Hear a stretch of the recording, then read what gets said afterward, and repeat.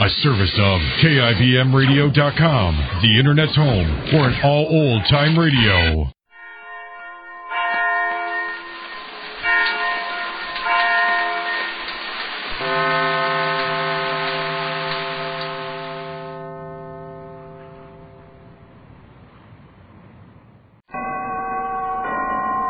Suspense. And the producer of radio's outstanding theater of thrills, the master of mystery and adventure, William N. Robeson. East of Phoenix, Arizona, off to the left of the old Spanish Trail, squats Superstition Mountain, a glowing, forbidden mass of black granite, whose canyons and buttes keep well the secret of the deaths of many men. 400 years ago, the conquistadores searched here for the legendary 7 cities of Cibola, which were supposed to be built of pure gold. The search has never been totally abandoned, for modern legend tells us that Superstition Mountain guards the fabulous Lost Dutchman mine. But no one can be sure, for no man who has gone searching for it has come out alive. The facts you are about to hear are true. The story imaginary, since none of the characters involved lived to tell it. Listen then as Raymond Burr stars in the Peralta Map, a tale well calculated to keep you in suspense.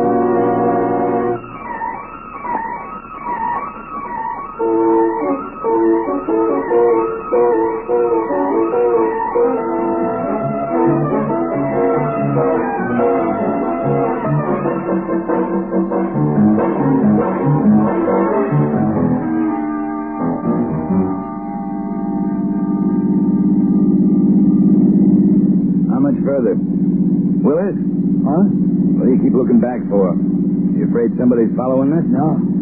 I was just checking the trailer. Sun's getting mighty hot on the horses. It's going to get hotter. Think we ought to stop and water them? Wait till we get to Lowney's. Okay. How far is it?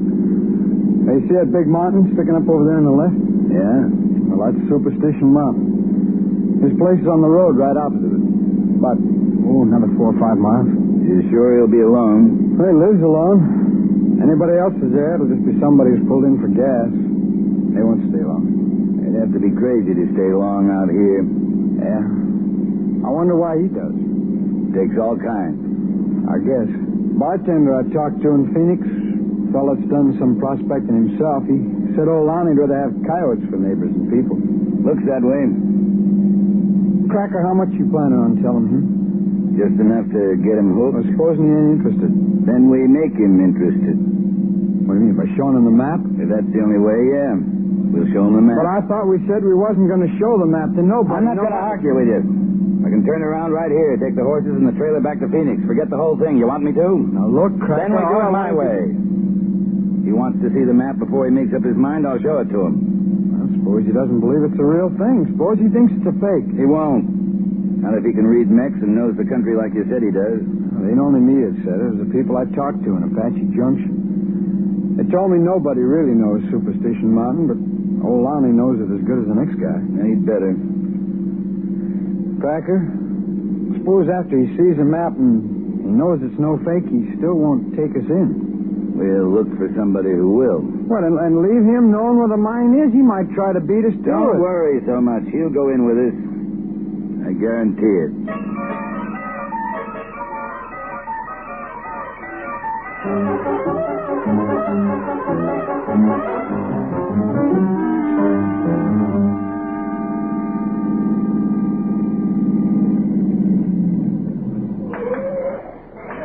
Morning. Morning. Still up for you? No, thanks. The way you're headed, there ain't another station for 50 miles. Yeah, that's what I heard. You alone here? Yeah, alone everywhere since my wife died. Morning, Mr. Lonnie. Morning. What's the matter? Don't you remember me? I stopped in here a few days ago. I asked you some questions about the mountain over there. Oh. Move around so's the sun's not in my eyes. Okay. Oh, yeah, sure. Mr. Lonnie, I'd like you to meet a friend of mine, Henry Cracker. Howdy. How are you? Mr. Cracker's got a proposition that ought to interest you, Mr. Lonnie. Oh, well, I ain't got no money to invest. You don't need any money. We got everything we're going to need right in the trailer. That's all. You going to water the horses or not, Willis? Sure. Sure, I'll do it right now. Water trough's behind... We'll find it. Can we get out of this sun to do some talking? Sure. Come on inside. Don't get much company out here. Hardly ever get a chance to visit with folks, so... My place ain't usually fixed up. Hope you ain't finicky. No. Got some beans and coffee on the stove. You hungry? I could use a cup of coffee. Fine. You sit down anywhere. Thanks. Yeah. Got canned cream if you'll take it. I'll drink it black. Me too. Now then. Lonnie, how much do you know about the Lost Dutchman mine? Well, like I told your young friend, as much as anybody else around these parts. You really believe it's there? In the mountains? Sure I do. Seen too much evidence not to believe it. What kind of evidence? Well, where the Mexicans had their ore chutes and where they had furnaces to melt the gold down into bars. You ever look for the mine? No, not exactly. But you've been on the mountain. Well, a long time ago, I used to go deer hunting up in some of the box canyons around Weaver's Needle where it's supposed to be at. What's the name Peralta mean to you? Well, they're the ones that owned the mine years ago, long before the Dutchmen found it. Apaches killed most of them off when one of their mule drivers got mixed up with an Indian squaw. After that happened, the Apaches didn't want anybody coming in and working the mine again, so they hid it, covered it over with brush and dirt. How'd the Dutchman find it? Well, one of the Peraltas who'd been away from the mine when his paw got killed, he got in a saloon fight one time. Dutchman hauled him out of it, and this Peralta gave him a map out of gratitude. Leastways, that's how the story goes. Mm-hmm. Dutchman, he was supposed to have murdered a couple of fellows, including his partner back in the mountain. But he died before anybody ever found out for certain. You know what happened to the mine after that? No, nobody knows, except they know it's lost. Not going to stay lost. What do you want to guide us back in there? I figured you was getting to that. Well, what's your price? Ain't got none. We'll give you $300.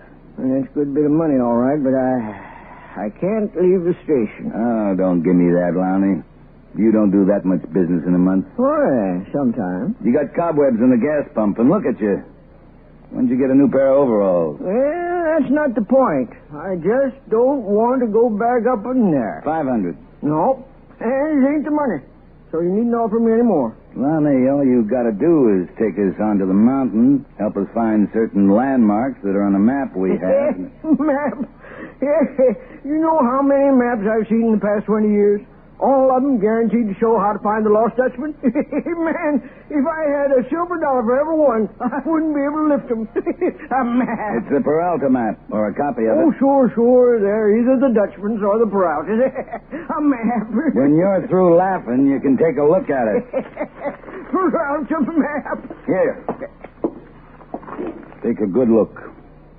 I've been waiting all my life to come across something this good. Knows a desert rat's going to sit and laugh at me when I do. Now, you study this thing. Feel it. Run your hands over the ink. You can read Mex, can't you? Yeah. And you're supposed to know landmarks. Are they phony? Huh? All right, Lowney. You still feel like laughing? Can't laugh at somebody I feel sorry for. What do you mean by that? You see. You going with us? Nope, I ain't. What's the matter with you? You like living this way? You like being a desert rat? I may be a desert rat, but I'm a live one. So? You ever read how many men have been killed hunting for the lost Dutchman? Who cares? Me. I don't want to add to the total. That for you? Yeah. Don't answer. What? Now, just wait a minute, mister. Sit down. Sure, you don't have to hold no gun on me. Crack it. Hey. Is he going with us? He is, or he's not going anywhere. That right, Lowney? What'd you say you'd give me? 500?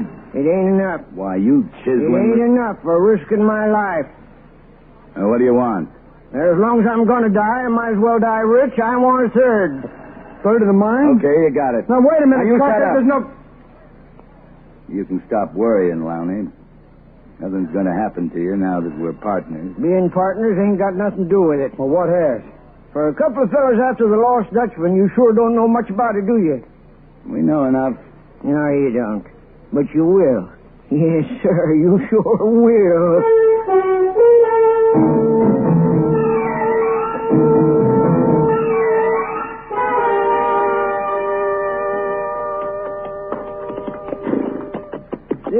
canyon's a good place to bed down, Mr. Cracker. Any water in it? Supposed to be right up ahead. All right. Hold up, Willis. Make our camp here. Oh, yeah. All right. How far away from where the mine's supposed to be at? About a mile away, I figure it. That right, Lonnie? If the map's right. You know it is. I've seen a lot of wrong ones before. Look just as good. Well, this one ain't wrong. Where'd you fellas get it? I got it. I got it off an old Mexican, Sonora. He give it to you? Yeah. Yeah, you might say he did. Willis, you take the horses down to that water. And now, look, how come you haven't done nothing but give orders ever since we started? Ain't you ever going to do any work? Make a fire, Lonnie. Give me those reins. Well, I'll be jig-swiggered. Never thought I'd see you stand up to him. Well, why not? He's my partner. He's not my boss. I'm a partner, too. Yeah, I know you are. Well, now let's see if we can find something to make fire. You know what they call this canyon? How'd I know? I ain't seen my map since I gave it to him. It's West Boulder, where old Adolph Ruth camped. Yeah, who's that? Ruth? Oh, he's a fella come out of Washington, D.C. back in 1931. Had a Peralta Map, too. Yeah, well, not a good one. He didn't find the mine. Well, some say he did, some say different. No? Well, what did he say? Nothing. Wasn't until 6 months later that they found his body, rifle bullet in his back. Well, here's a nice hunk of dried mesquite. It smells like hickory when it burns. Now, the way I figure it, Ruth must have found the mine. What makes you so sure? Well, when they found him, the map was gone, but inside his vest was a piece of paper with his writing on it. It said, Veni, Vidi, Vici. That's Latin, meaning I was successful. Who killed him, do they know? Well, sure they know. Same person or persons who killed just about everybody what's ever got close to the mine. Mr. Lonnie, you trying to scare me? Of course not, boy. Just trying to tell you what we might be up against. Well, me and Cracker got rifles. We can take care of ourselves. Oh, sure. Same as that fellow last month. He come in looking for the mine. Sheriff's posse brought him out. Dead? Yep. Rifle bullet in him, too. Well, there's an old dried-up century plant. Might burn. Could be some hunter thought he's a deer, you know. Yeah, could be. But that ain't the way folks figure it. No? No. Let's look over there. They figure that he was shot by the same person what's been doing the other killings. How many is he supposed to have killed? Oh, 50, maybe a little over. That's quite a story. Who made it up? Newspapers? Sheriff's office don't think it's a story. Bullet they took from him and Ruth and some of the others all come from an old-type Army rifle. Anybody ever see whoever it is that's supposed to be doing the garden? Well, not so they could recognize him, but there's talk. An old Indian fella named Fat Dog lives over in Mesa. He's supposed to have seen him one time. How'd he know it wasn't just a hunter? Well, he couldn't be sure, but what got his eye in the first place was the thing this man was carrying. What was that? It looked like an old U.S. cavalry saber. Troops used to chase the Apaches back up in here. Yeah? Well, Fat Dog, he didn't stay around after that, and he ain't been back since. Well, how close a look did he get? It wasn't too close, not too far neither. He could hear the spurs this fellow was wearing. Well, I can understand a guy wearing spurs in this country, but why'd he carry a big old cavalry saber around? That doesn't make sense. Lots of things on this mountain don't make sense. Lonnie, you're going to start the fire so we can eat, or you're going to talk all night? Fixing to start now. Hey, Cracker, you ever hear about a fellow named Ruth got killed up in here? When was that? 31. Over 20 years ago. Yep. But another fella named Cravey, he had a helicopter fly him in just a couple of years back. They found him 9 months later. Same type gun did it. Well, it don't mean the same person did it. There must be a lot of old Army rifles around in this country. Suppose so, but both Ruth and Cravey had maps. Good ones, I reckon. And both of them were killed the same way. You mean both of them were shot? Well, a little more than that. They were shot through the back. Then their heads were chopped off.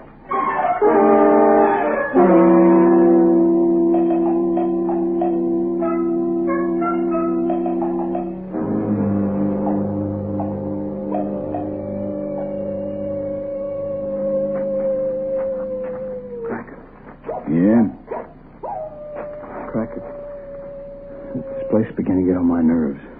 What's he doing? Oh, he's just laying there, looking up at the stars. Got that rope on him tight? I got it on him so tight I'm going to have trouble getting it off of him in the morning. Say, Cracker. Yeah? You don't think there could be anything to what he's been telling us, do you? You crazy? You've just been trying to see if he can scare us. Yeah, I guess so. Now you go hit the sack. We got a big day ahead of us. Yeah, I know. Well? Oh, nothing. What's the matter, Willis? Something been eating at you since we started up here. Well, I think you should have asked me before you gave him a third of the mine. I haven't given him anything. Well, you said you would. Have we found it yet? Well, now you know we ain't. Then so far he's got a third of nothing, that right? Yeah, but, well, when we find it... If we find it, it'll change all our lives, won't it? Oh, sure. Change his, too. Permanently. You know? See what I mean?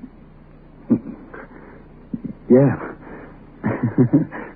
Yeah.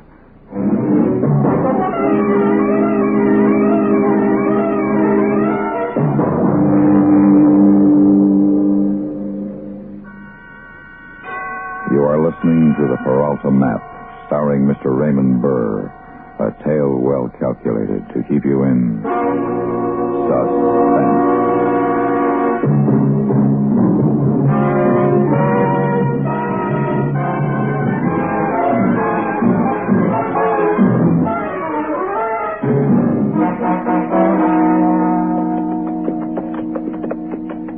Cracker!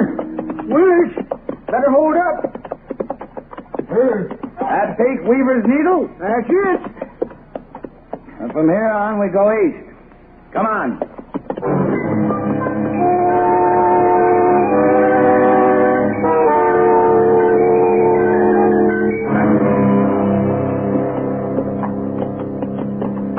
According to the map, it's somewhere up in one of those box canyons. Yeah, but which one? There's just 5 or 6 of them. We gotta get up high. Look down on them. No, hold him, Willis. Yeah, country's getting too rough for horses. We'll leave him here and go in on foot.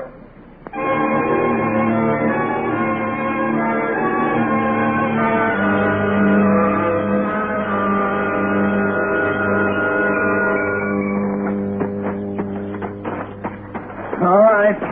Let's stop and take a look. If the map's true, it should be somewhere right below us, right? Yeah, that's right. Let's see the map. Medio east. Southeast. Which way is it? Off here. Willis! Yeah? Can you see Weaver's Needle from where you are? Yeah. You be careful on that ledge, Willis. All right, now face the north. To your right. That's it. Now hold it. You see anything about a mile off? Yeah. Yeah, a kind of a hill. Got a flat top? Yeah. Turn to your left, easy. Yeah, that's it. Easy, that's enough. Mine should be in a canyon right below where he's standing. Willis, what's below you? Huh? What's right below you? Canyon. There's 2 of them. Boxes? Yeah, both of them. Should that be? Uh-huh. The wrong canyon's got 3 swallows growing at the entrance to it. Willis! Yeah? Willis, you got $1 million below you. You hear me? Right below you. What? Willis! Come back here! Willis! Crazy fool's gonna break his neck running down that ledge. Let him. What?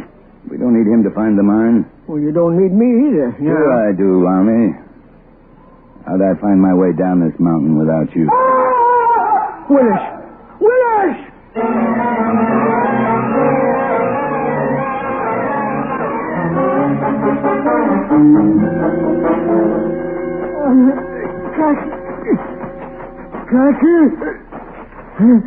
Cracker.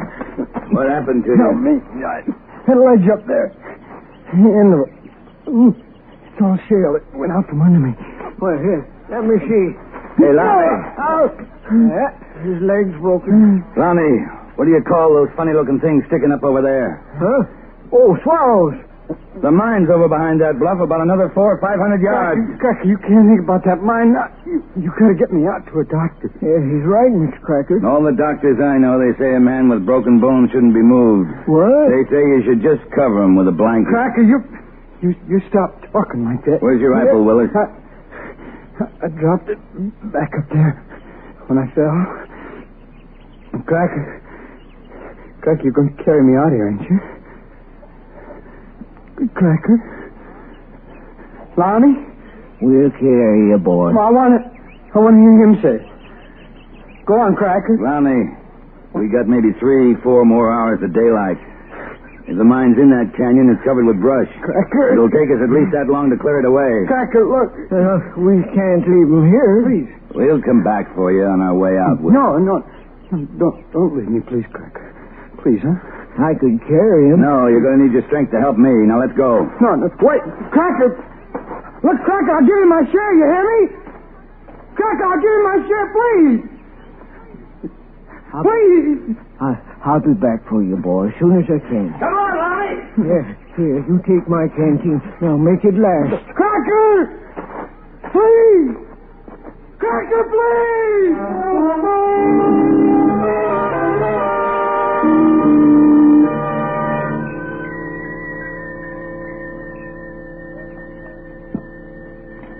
You find anything under these bushes? Anything that could be a sign? Nope. Yeah. Let's measure it off again. Supposed to be 20 paces south of the entrance to this canyon, only there's no hill there. No way for him to have put in a shaft. Now, wait a minute. Huh? Could be a glory hole. A what? A mine don't have to angle into any hillside. Glory hole, it goes into flat ground. Yeah? All right, I'll count off the paces again. Then we'll dig. Straight down.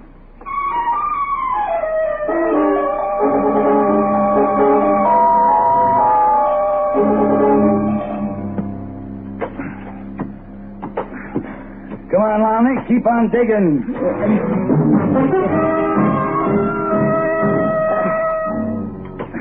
What's the matter? What are you quitting for? I'm tired, and it's dark.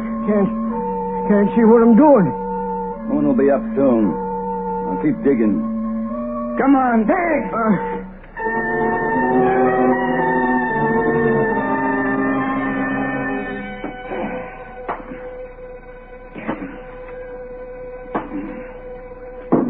Cracker, you struck wood. Yeah, I hear it. That's it. The door to the Sounds mine. good to you now, don't it? We found it.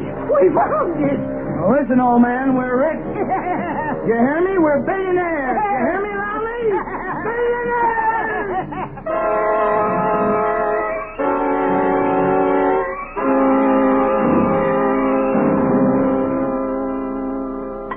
Can you see down in there? No, too dark. Oh, I clean forgot about Willis. Don't you think we ought to get him out to a doctor? Not till I see what's in there. Well, would it be all right with you if I was to just take him back to where the horses are? No. But I could somehow get him on a horse, and then he might be able to make it back alone. You know better than that. Well, then let me help him. I'll come back. No, I want to find out about this tonight. I want to be sure we've opened up the Dutchman. You go get some of that brush we cleared off. We'll set fire to it and drop it down in there. You say so. Then hurry it up. All right.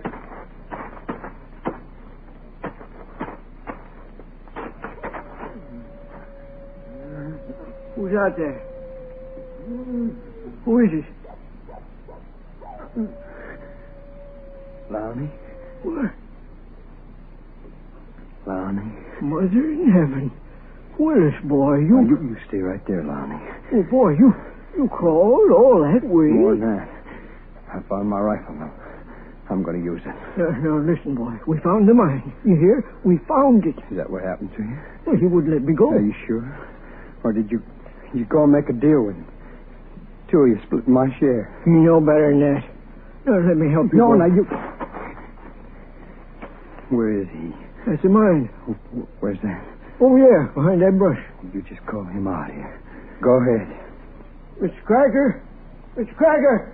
What's taking you so long? Willis! What? Willis is out here. You want to help me carry him in? Lonnie, what are you talking about? Where are you?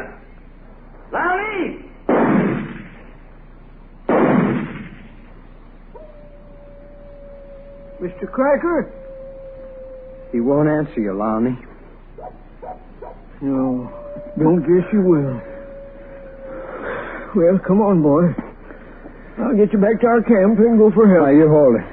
You put your arm around my neck. That's it. Now, drop the rifle, boy. Huh? Hold on to me. All right. That's it. Now, let's go. Lonnie, I'm not going to forget you for this. You're a good man. There ain't many men who'd carry me out like this. You know, most of them, they'd just leave me to die. Get back later and claim the mine for themselves. What's the matter? What you stopping for? I'm going back to the mine. For what? Cover it up. What? When we get out of here, I'm going to have to tell the sheriff everything that's happened. He'll send the posse in to get Cracker's body. Now, there's no sense in them finding the mine. No, I guess so. Because that's ours. Now, you wait here for me. Lonnie? Yeah?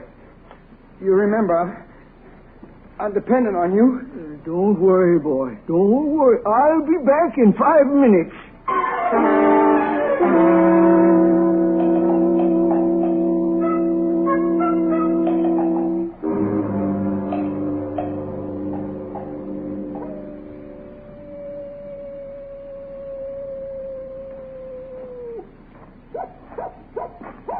Willis? Who's out there? Can't be Willis. He's too far off. Who is it? Who's there?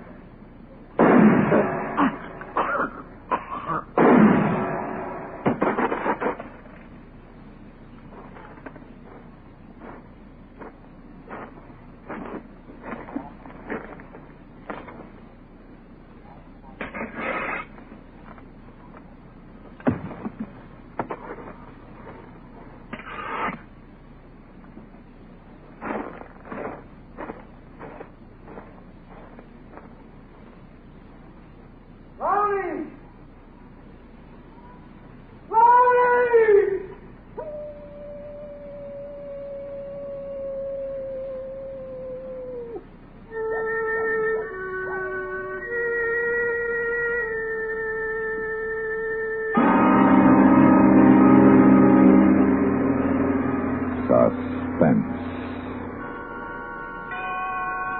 in which Mr. Raymond Burr starred in William N. Robeson's production of The Peralta Map by Charles B. Smith. Listen. Listen again next week when we return with Frank Lovejoy in The Outer Limit, another tale well calculated to keep you in suspense. Supporting Mr. Burr in The Peralta Map were Stacey Harris as Willis and Junius Matthews as Lowney.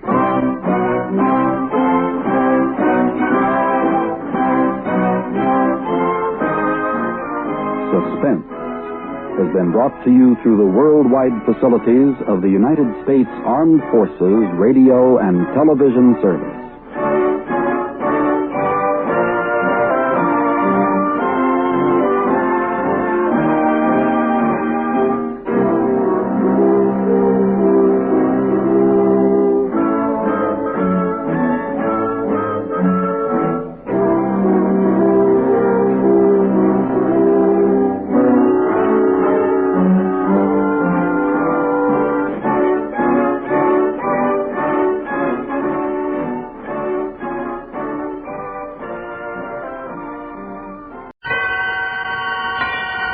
Suspense. And the producer of radio's outstanding theater of thrills, the master of mystery and adventure, William N. Robeson. Man proposes, but God disposes.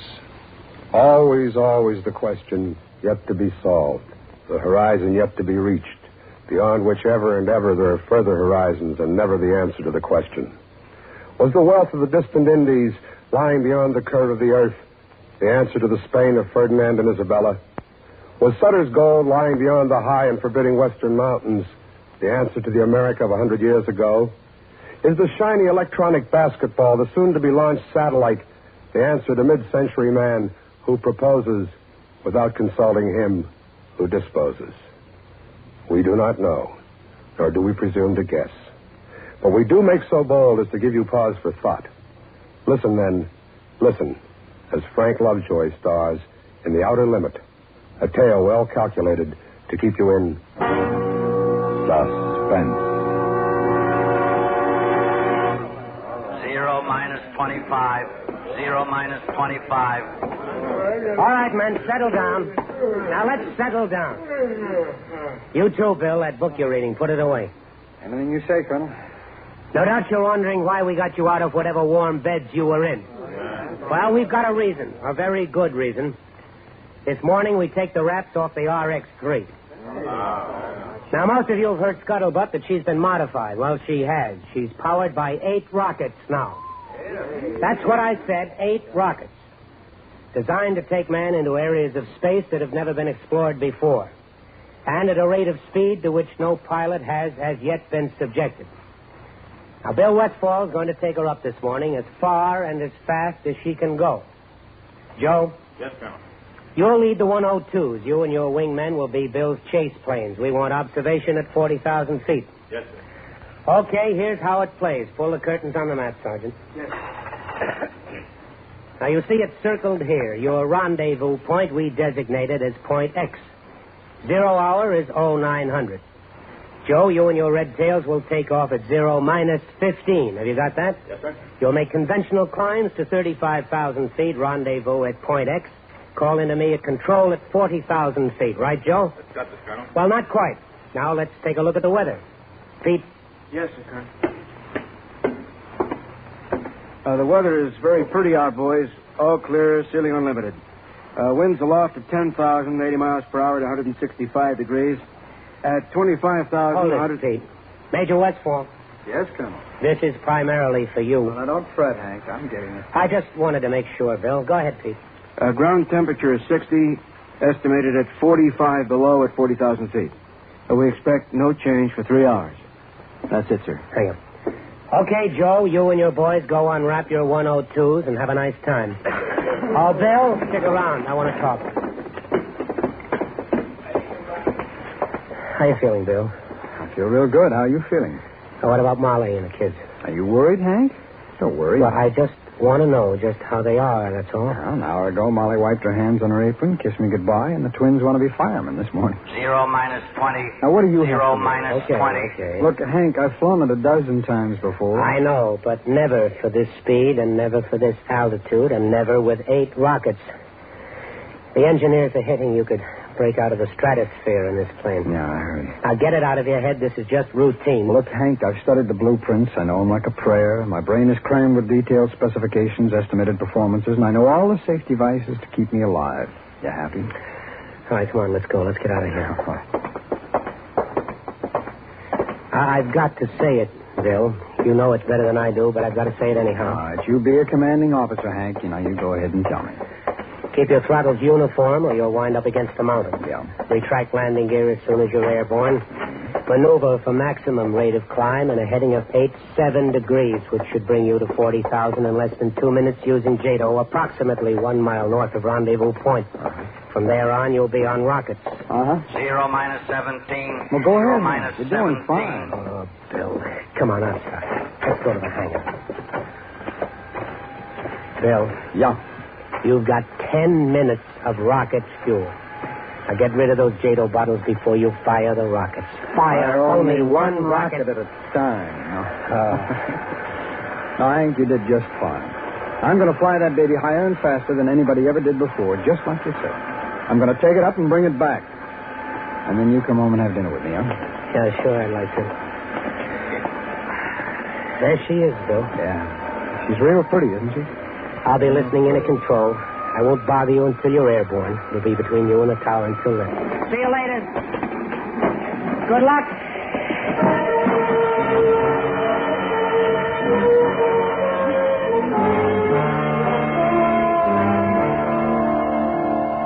Zero minus 3. 0 minus 3. Good morning, Colonel. Oh, Mr. Hargrove, you'll be here at control with me? If it's all right with you, Colonel. Well, I wouldn't have it any other way. You checked the communications equipment, Sergeant? Yes, sir. Major Westfall has been assigned a special radio frequency of 397. Good. You'll take good care of it, Sergeant. We don't want it to poop out or anything like that, do we, Sergeant? Oh, yes, sir. Well, no, sir. Hargrove, I've got a thing on my mind. That boy in the plane you geniuses designed, he's my best boy. It's our best plane, Colonel. It better be. Well, now it's your turn. What have you got on your mind? Everything's in proper order, Colonel. The electronic brain, the recording equipment, the television cameras in the cockpit, everything. Every known scientific device, even some unknown. They've been... We're talking about a man. That's all I really want to get back out of this. What about the man? There may be one difficulty. Well, tell me about it. I'd like to know. The takeoff with all that load, the jets, the rockets, all at maximum fuel capacity. It's never been tested that way before.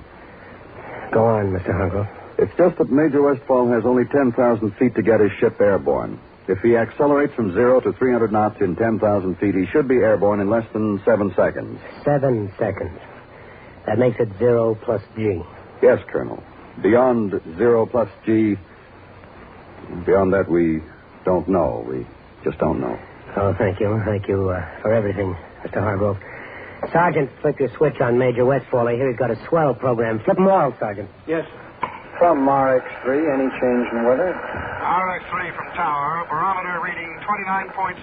Set your altimeter accordingly. Roger. Wind 15 miles from south. 0 minus 130. 0 minus 130. 7, got it. Control from RX-3, over. Control to RX-3, go ahead. Control to RX-3, this is just for you, Hank. Cabin pressure, okay. Oxygen pressure, okay. Hydraulic flight control, okay. Fuel pressure safety lock. All right. Get off the dime, kid.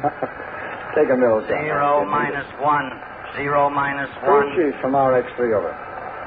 Go ahead, RX-3. I am ready to fire. Hold it. Okay. All set to fire. Clear? Clear. Starting starboard jet. Starting port jet. 0 minus 30 seconds. RX-3 from tower. Come in, tower. Western Airlines Flight 303 reported over San Jose southbound. Navy interceptor on home leg at San Diego.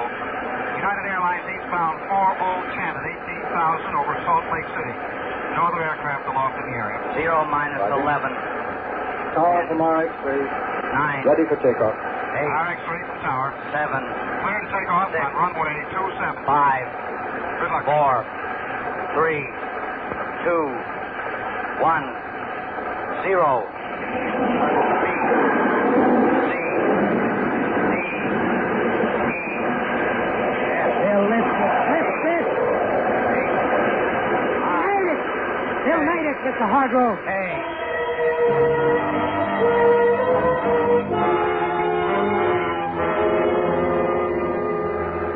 Control from RX-3. Control from RX-3. This is control. Go ahead, Bill. Everything's great, Hank. She's a doll, baby. You were kidding with that takeoff, weren't you? It took that long to get it off. That makes it a takeoff, Hank. How fast are you climbing? Airspeed 690, approaching Mach 1. She's buffeting some. Bad? I'm still flying her. Hank! Hank!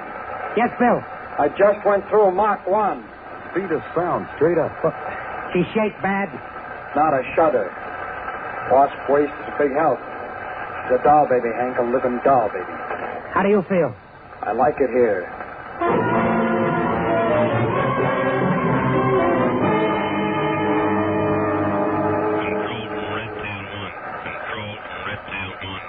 Go ahead, Redtail. RX-3 over rendezvous point at 50,000. Get ready, turn, Colonel. On schedule, Joe? On schedule.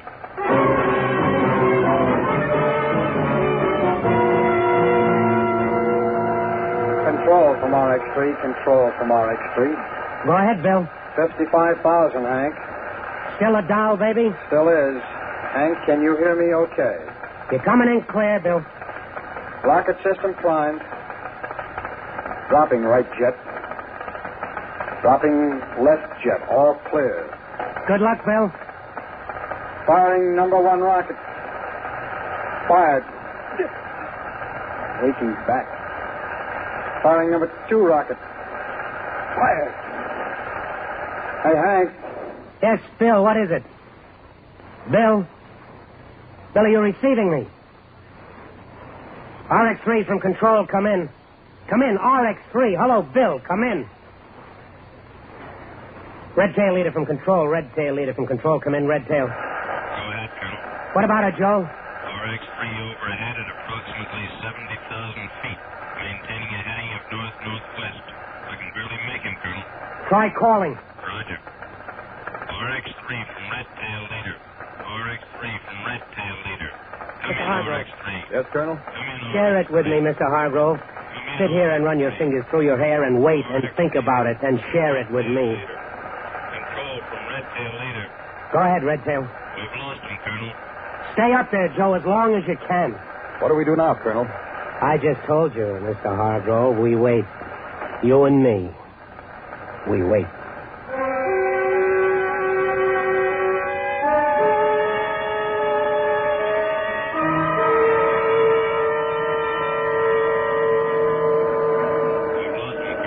You haven't lost me, Joe. I can hear you. Stay up there, Joe, as long as you can. Hello? Hello, Joe. I will try another frequency. Red Tail from RX-3. Can you make me? Red Tail from RX-3. Can you make me?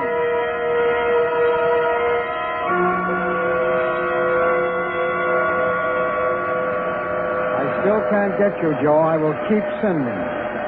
Firing number 7 rocket. Fired. Firing number 8 rocket. Fired. Oh, brother! This is RX-3 broadcasting to whom it may concern, to all you people. This is Bill Westfall approaching 210,000 feet at 4 times the speed of sound. 210,000 feet. That's 40 miles straight up in the air to all you people. And that's where I am. You never saw anything like it.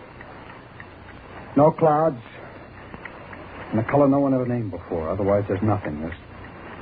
There's no sound except my instruments. Nothing. Nothing at all. Wait a minute. There is something at 2 o'clock high. Really something, brother. And it's not a flying saucer either. This one's egg-shaped. It's huge. It's spinning like a top, and it's coming toward me. Can you hear me? Can you hear me? Listen. Listen, something has just happened. Something, a missile, something, a shot. Maybe through my canopy. The pressure is going down. Something is happening to me. That egg-shaped thing, I'm being pulled toward it. I have lost control of the ship. I have no control. I'm going to deepen pressure. I'm on the verge of consciousness. I'm blasting out.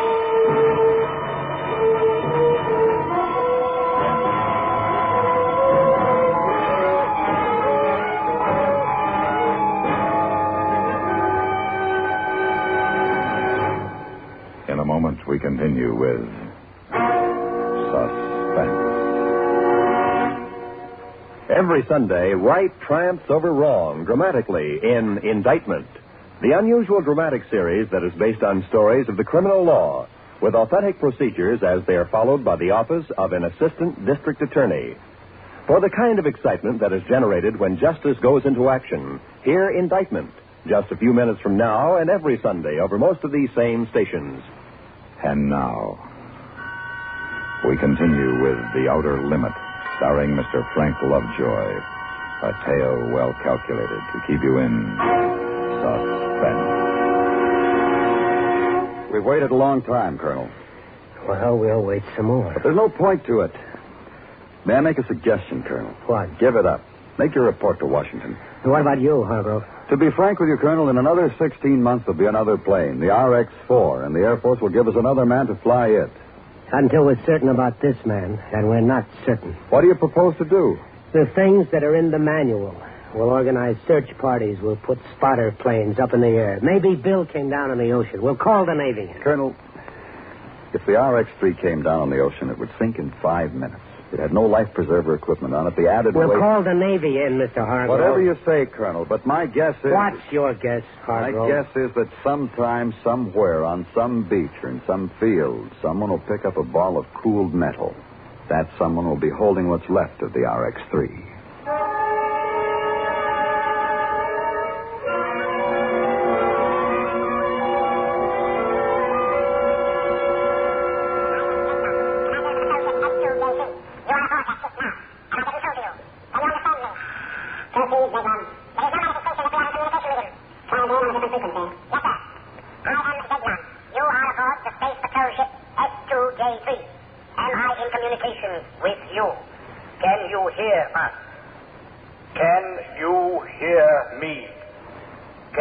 Understand now what I am saying to you. Yes, I hear you. I understand. Proceed, Zeglon. We have established communication with him, Commander, on frequency X29. Good. Proceed as ordered. Yes, Commander. Earthman, your brain is in turmoil, is it not? It has great difficulty in accepting what you see. Yeah, that's right. Accept it. What you see here exists. This exists? It exists, Earthling. The spaceship you're on exists. Those jet dynamos you see before you exist. Jet dynamos driven by the harness power of 1,000 suns. Listen, Earthman. Listen to them.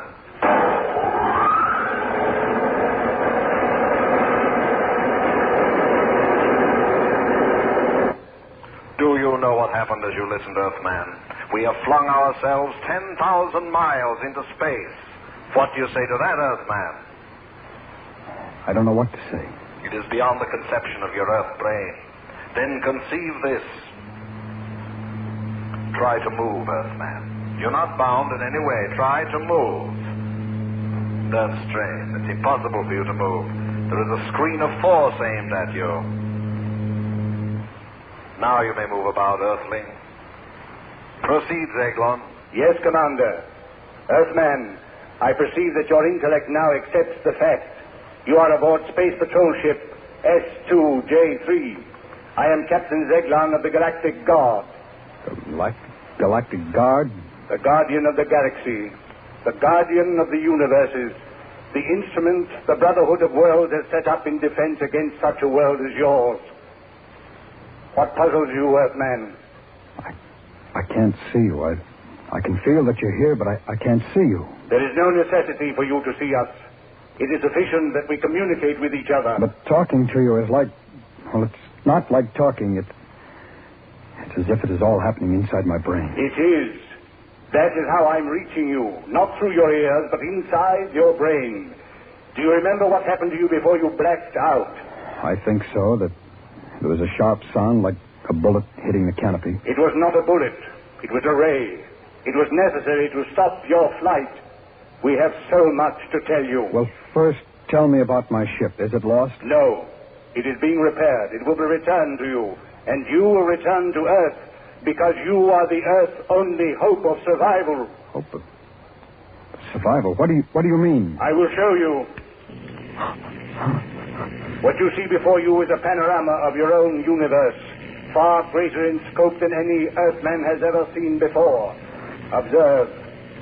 Observe where the line is pointing. Star 5, Galaxy C, Sector K. Is that the Earth? That dot, that speck you see revolving in the vastness, is your sun. A star whose surface is 12,000 times that of your Earth. Your Earth is not even visible here. How did you know we even existed? That was our problem. We first became aware of your planet when we found atomic dust containing strontium-90 in the upper atmosphere. We traced it to your Earth. Was that important to you? Quite. We determined that you were setting off thermonuclear explosions. That's why the Galactic Council has quarantined you. Quarantine? I don't understand. How? How are we quarantined? We have sealed off your planet from the rest of space. We have surrounded it with a force screen. When that screen has accumulated enough particles of atomic dust, your Earth will explode. Listen to me, Earthman. Listen. We have had our own wars, wars that almost destroyed our civilization. Now we have outlawed war throughout space, and we have outlawed your world. If there is another thermonuclear explosion, you will destroy yourselves. Take this back to your planet. Warn them, Earthman. Release him, Zagon. Yes, Commander. Earthman, you will open that door. There is your ship. Get into it, Earthling.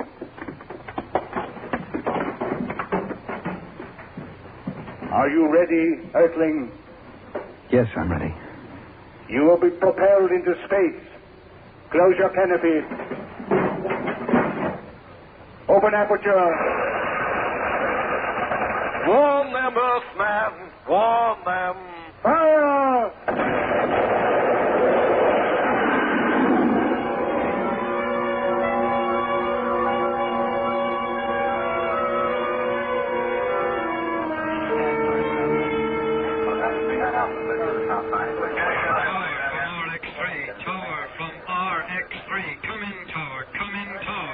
Tower to Funny Man. Are you loaded, kid?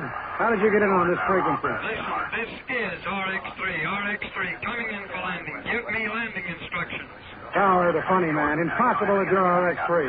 Now get away from the area. The area cleared for interceptor practice approaches. Tower, this is Major Westfall in RX-3. Now, come on. Give me landing instructions. I am fresh out of rocket juice. Yeah. Okay, Major. In just a minute. Tower to all aircraft in the base area. Tower to all aircraft in the base area. We have an emergency. All aircraft hold present altitude and proceed on a course of 180 degrees until advised. Radio silence will be maintained until the emergency is over. Okay, RX-3, go ahead. I approximate my position 20 miles north of field at 10,000. Estimate 6 minutes to land. RX-3 from Tower. You are cleared to land. Runway 9. Wind east-southeast 15. Roger. Coming down.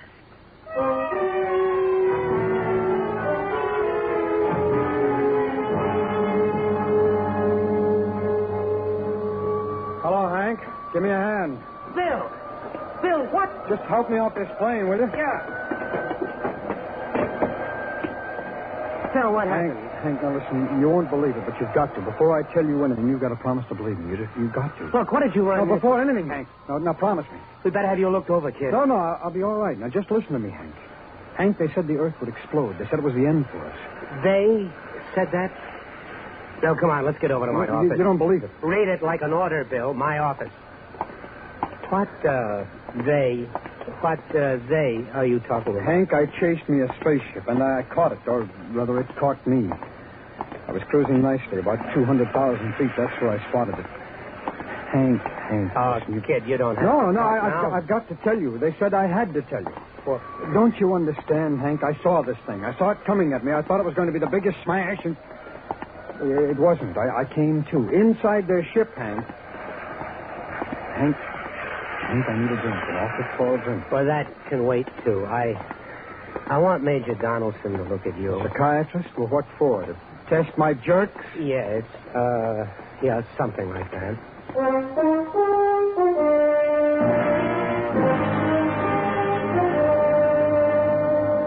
Well, that's the story, Major Donaldson. Hank, you believe it, don't you? Just keep lying down there, Bill. Major, what do you think? Oh, I'm not sure. Now, Bill, these men from Mars... I didn't say they were men from Mars. Now, did you hear me say that they were men from Mars? No, you didn't. All I'm trying to tell you is this. Whoever those people were, they know all about us, everything, about our wars, about our big bombs. They have got us quarantined. Quarantined? Yes, quarantined. They've sealed us off from the rest of space. We have wars. We're sick, and we're going to die. They've seen to it that we will die. Well, go ahead, Bill. Well, there's nothing more to go ahead with. Another H-bomb, and that's all. One more bomb, and we're going to have the juiciest galactic 4th of July of all time. Explode. Like that. Well, how do you like it? All right, Bill, roll up your sleeve. Now, just forget it, Major. All I need is a couple of drinks. Sorry, Bill, not right now. Let the Major give you a hypo. Hank, I've got a drink coming. A lot of drinks. And I want to see my wife. Yeah, later. I'll call Molly. Right now, you've got to get a little sleep. Go ahead, Major. All right, come on, Bill. Let's leave. All right. All right, if it's in order, go ahead. Oh, there. You'll be okay in a few hours. I am okay now. Sure. We'll leave you here, Bill. It's all right if Bill sleeps in here, isn't it, Colonel? Sure. But when you wake up, I'll have Molly here, and we'll have that drink together. Yeah. Well, maybe she'll believe me. Maybe you'll believe me then, Hank. You'd better. Come on, Major.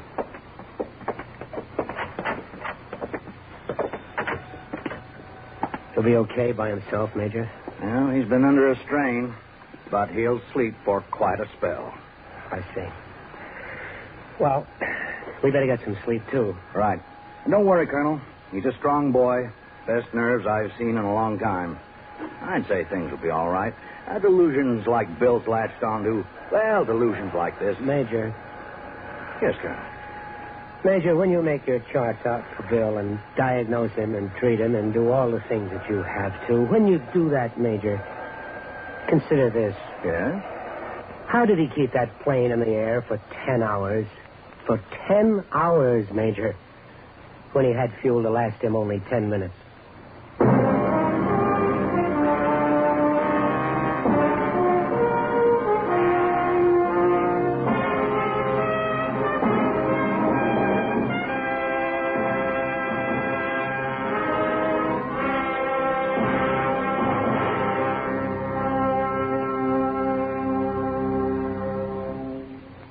Suspense,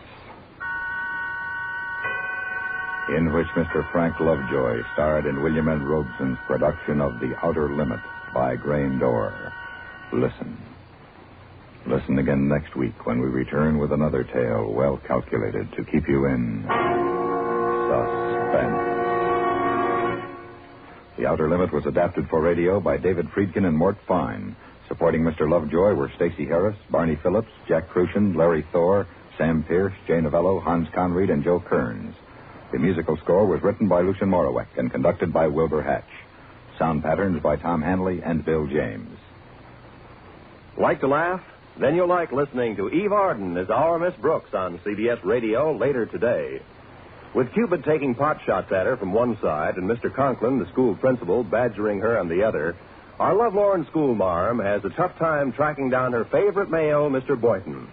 But since all of her difficulties are comic, every episode of Our Miss Brooks, starring Eve Arden, offers immediate insurance against the blues.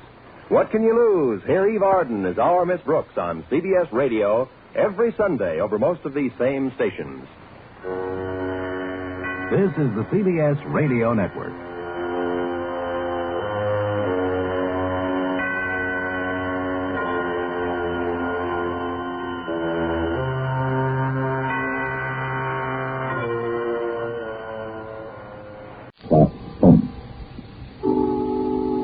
Producer of radio's outstanding theater of thrills, a master of mystery and adventure, William N. Robeson. How hath no story like a woman's scorn? When that woman is a reigning movie star who has her contract canceled at the height of her career, the story can indeed be lethal. As Miss June Lockhart proved in Shooting Star, which begins exactly 1 minute from now. Miss June Lockhart as Dave Langston in Shooting Star. A tale well calculated to keep you in suspense. These contract players, Dave.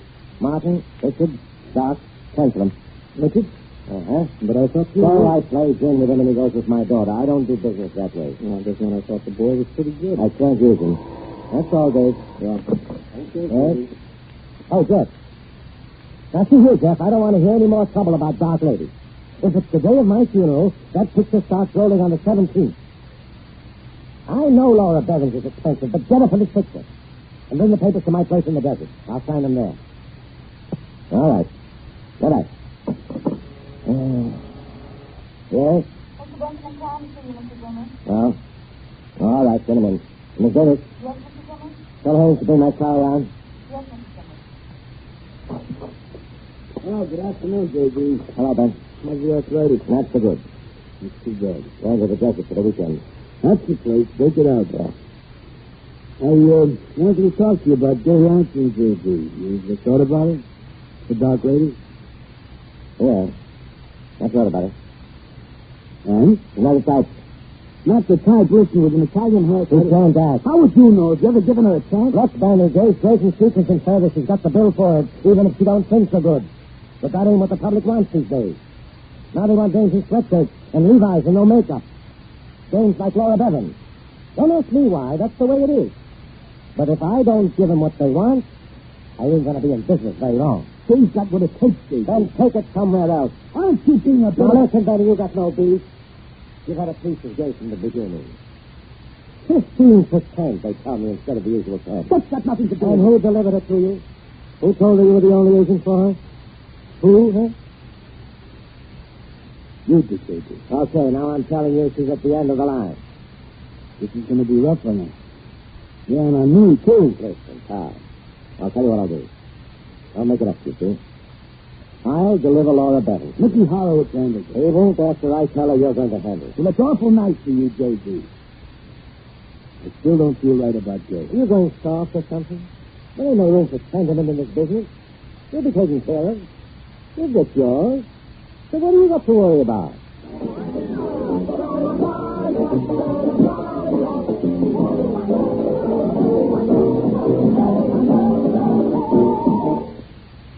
There's a prince that a little rented up there. Oh, Ben, hello. I got to talk to you, Jay. Oh, come on into my dressing room where I can sit down and take my shoes off. Oh, gosh, I've never been so tired. It's harder every time, Benny. Thank heaven this dance marathon's nearly over. And thank heaven this is my last musical. Jay, I've just seen dinner. Oh, Benny, what did you say about Dark Lady? She said no, Jay. No. We're finding Laura Bevan. Laura Bevan? Look, what kind of an agent are you? I'm sorry, Jay, that's the way it is. So my next picture will be another super, multicolored musical mismatch. Jay, they're not renewing. They're not... What? They're dropping your options. But Oh, you must be kidding. Look, I've been with this studio since I was 16. Half my life. When I picked it out... J.D. thinks the musical cycle is over. See, that's my cycle's over, is that it? She didn't say that, Jay. Just like that. Look, GSP is the only studio in Hollywood. Just this morning I was talking with Harry Westerfeld out at Modern Pictures. He says... Look out, give me my coat. Where are you going? Does it matter? Now, Jay, take it easy. Look. You change and I'll drive you home. You'll feel better. Feel?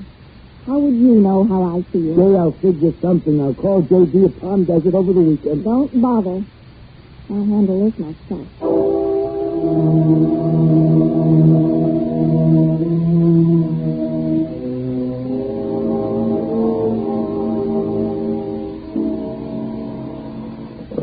Jerry? Yeah. Hello, Iris. I've been calling you all over. What are you doing, Mr. Jeffrey? Right now I'm having a highball. In a couple of minutes I'm going to take a sun bath. But your brother and his wife are coming to dinner tonight. Yeah. That's why I'm here. Jerry, you could be a little more considerate. You could have let me know. Listen, Iris, I stopped punching a time clock a long time ago. I'm not checking up on you, honey. Only what? Who's down there with you? Nobody. I sent Haynes back with the car. Then he'll take care of you. Get your food. I'll have my meal sent in. Honey, are you angry with me? No. I just don't want to be around when that leech of a brother of mine shows up. You know, I can't stand him. I can't either, really. I'm just trying to be polite. Okay, so be polite. And let me know when he and his wife check out. I'd much rather be with you, Jerry. Well, you know what I am. Wouldn't you like that? Just the two of us this weekend, a sort of second honeymoon? Yeah. Sounds great. You don't seem very enthusiastic. Oh, listen, honey, will you get off my back? I got to get some sun before it's all gone. All right, Jerry. I'll talk to you later. Okay? Okay, Jerry. Hello, J.D. Jay. What are you doing here? I just drove down for a little conference. Huh? I understand you want to drop my contract. Oh. That is yours already, huh? I'm sorry about that, Jay, but the stockholders feel... Now, I've heard that routine before. If you're not dropping me, J.D., you're drawing up a new contract for $3,000 a week. 7 years and no options. And you're giving me a lead in Dark Lady. Now, look, I want you to call the studio now and arrange it. No, Jay, you're being ridiculous. After all, it's Jay's marketed to exhibitors. I mean what I say, J.D. Jay. Quite a conversation piece, isn't it? So small, and a little tail handle. But it shoots real bullets. I'd advise you to respect it. Well, this isn't likely, Jay. Perhaps you just don't know me very well. Go on, get on that phone, J.D., and be careful. Let's see how good an actor you are. Go on. All right. Hello, operator. Get me Hollywood 62424. Now, you know how foolish it is, Levi. If I even hint at this Teen Actors Guild was... No, you can't scare me. Legal department? Just a mixed-hold, please. Now, if I tell Owen to go ahead with this, legal is going to have a mess on their hands with Laura Bevins. I couldn't care less. Hello, Owen. This is J.D. I want you to draw up a new contract for Jay Lansing. For 7 years. That's what I said. $3,000 a week. No option. The cash. Put it in the contract. He's the star in Dark Lady. Put that in the contract. Right. Well, you work it out. Very good, J.D. How far do you think you can go with this, Dave? Monday morning I'll cancel that contract and you'll be blackballed by every studio in town. No. Oh, no. Because now, J.D., I'm going to kill you. Huh? Yeah? I'm going to kill you, but not right away. Oh, you don't deserve that. I can't let you die with your complacency unshaken, your smugness unbroken. Stay back. Give me that.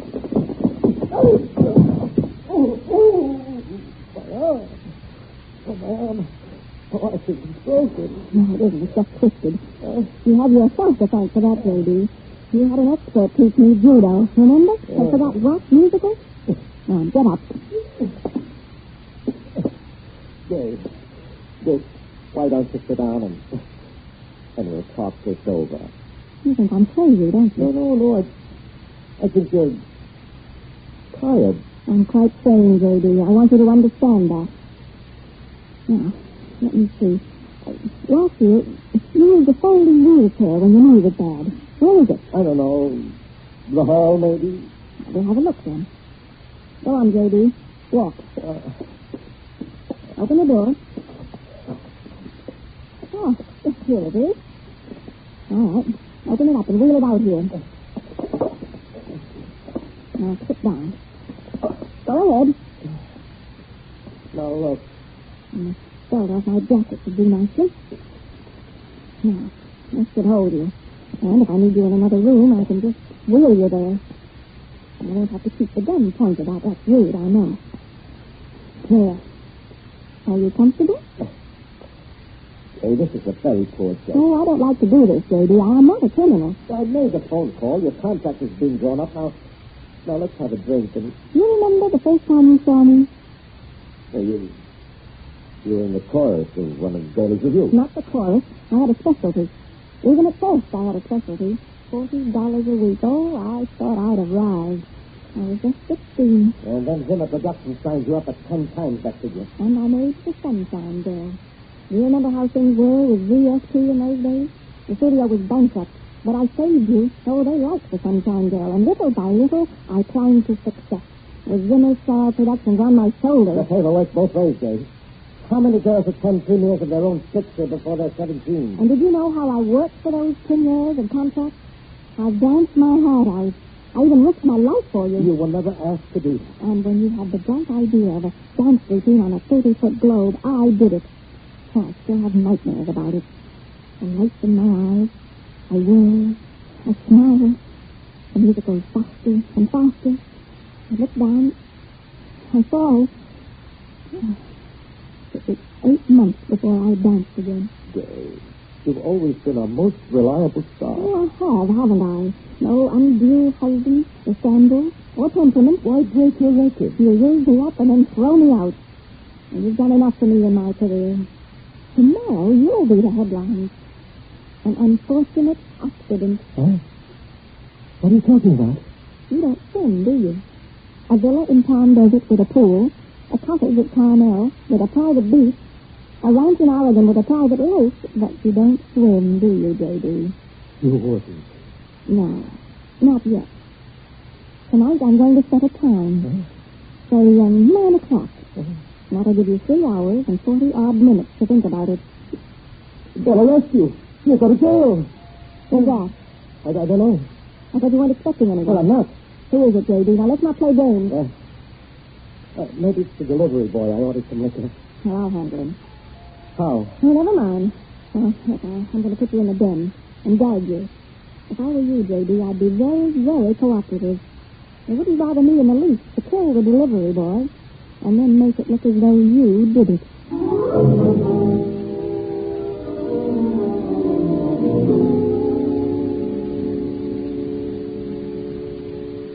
In a moment, we continue with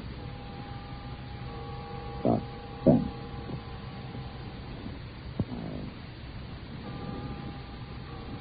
We continue with Miss Jean Lockhart in Shooting Star.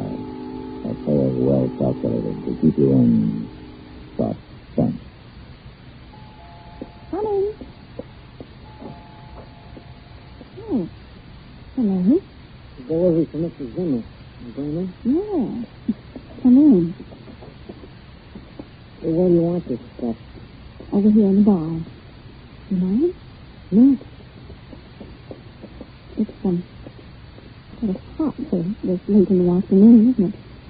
Did you use a drink? Oh. Yeah. Why not? Scotch okay? Yeah.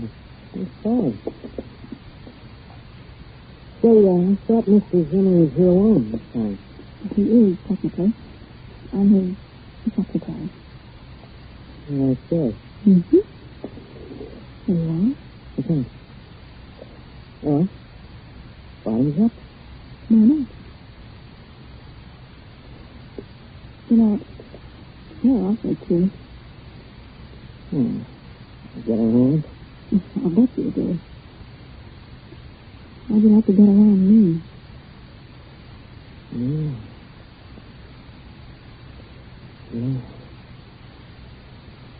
You gonna be here long? Yeah, all right. What's that? Nothing. It must be something in the refrigerator I'm defrosting. Maybe you'd better go now. Go? No? You better. That's a quick switch. No. Okay. But I'll see you again, maybe? Maybe. Yeah. Huh? Goodbye. And, give my compliments to the old man. I should be very angry with you, J.D., for knocking over that vase. I'll remember that at 9 o'clock. Meanwhile, I can take this gag off. You wish. That delivery boy, you not only want to kill me, but my reputation as well. Your reputation? Shall I tell you something about your reputation, J.D.? You're known as a heartless, grasping, slave-driving tyrant. That's rubbish. I'm a hard-working man who got ahead by his own efforts. Have you? All by yourself? How about that brother of yours who lent you $400 to get started? A rather small-time brother you don't even talk to now. I happen to know one of the reasons you're here this minute is because he and his family are visiting at your house in Beverly Hills, and you don't want to see him. Right should I? I've paid that leech back 100 times. And then there was the time you took your own partner's wife away from him. He was making her life miserable. And what are you making it? You left her alone on your honeymoon, and she's hardly seen you since. That's not true. I'm a busy man, but I'm a family man. And I won't have you trying. You won't be considered a family man after the publicity you're going to get. Producer dies in love nest killing. But then you always thought me, any publicity is good publicity. Even when Eric Allen eloped with someone else on the eve of our wedding, you had the publicity department make a front-page ball of my broken heart. But, Joe, you can't keep down a story like that. You could have tried. You could have tried. Well, all right, Jay, look. Let's say you win. Let's say I've made mistakes. But I can always do better. Now, right now I'm tired and hungry, and If you'll just untie me, I'll agree to forget all about tonight. What do you say? And have you go to the police the moment you're free? Oh, no. I won't. You have my word. Look, I'll put it in writing. Yeah, I think it over. I'll let you know at 9 o'clock. But you do have a point, J.D. Of course. About being hungry, that is. I am too. But... we'll have some dinner sent over from the hotel. Let's not. No, they'd send a waiter. And I hate crowds, don't you? Let's see if your larder is as well stocked as your bar. If you'll join me.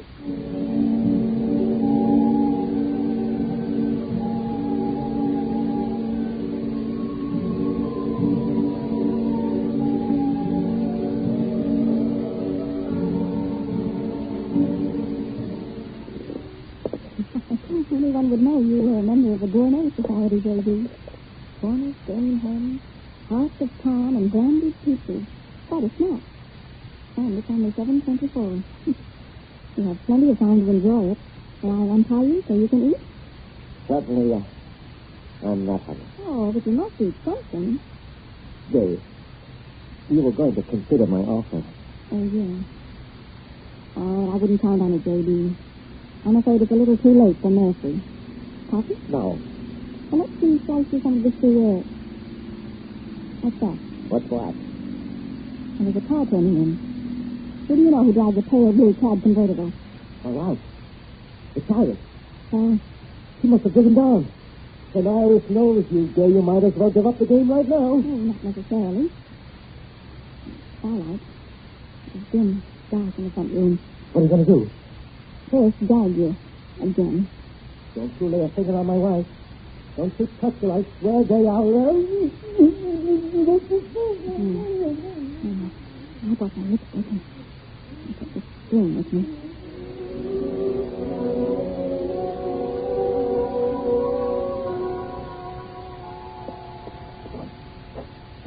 Yes, Mum? Hello. Who are you?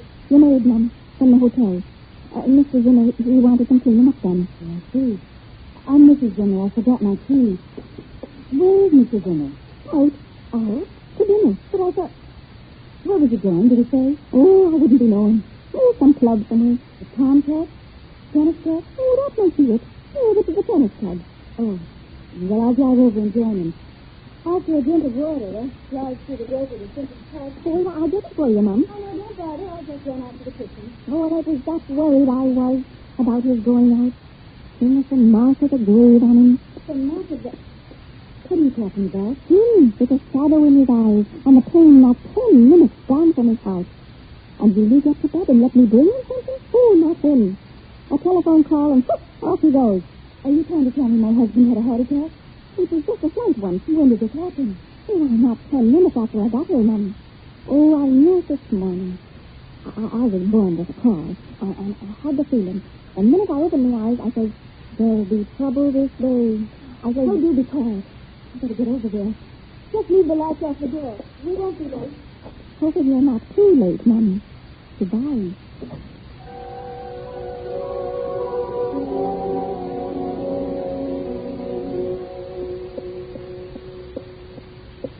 Well, J.D., you can talk again now. What have you done to my wife? She's gone. Where is she? I sent her into town to search for you. She thinks I'm the maid. And she thinks I'm a little odd. The maid? I with a napkin round my head and my lipstick wiped off. You know, lipstick makes a remarkable difference to a woman. She'll be back. If she can't find me, she'll be back. Not in your lifetime, J.D. Shall we go into the living room? Allow me. The kitchen clock must have been a little slow. 22 minutes till 9. 22 minutes, J.D. Want anything special to pass the time? Jay, No. Nothing. No? No entertainment, J.D.? And how about a little music on the radio, And then I'll sit down. We shall have 21 minutes to wait. I'm very tired. Odd how much planning a murder takes out of one.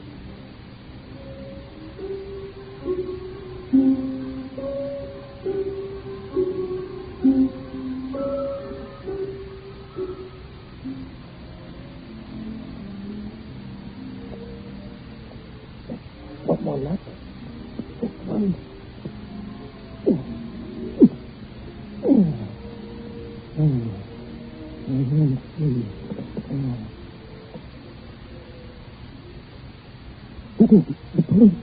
Quickly.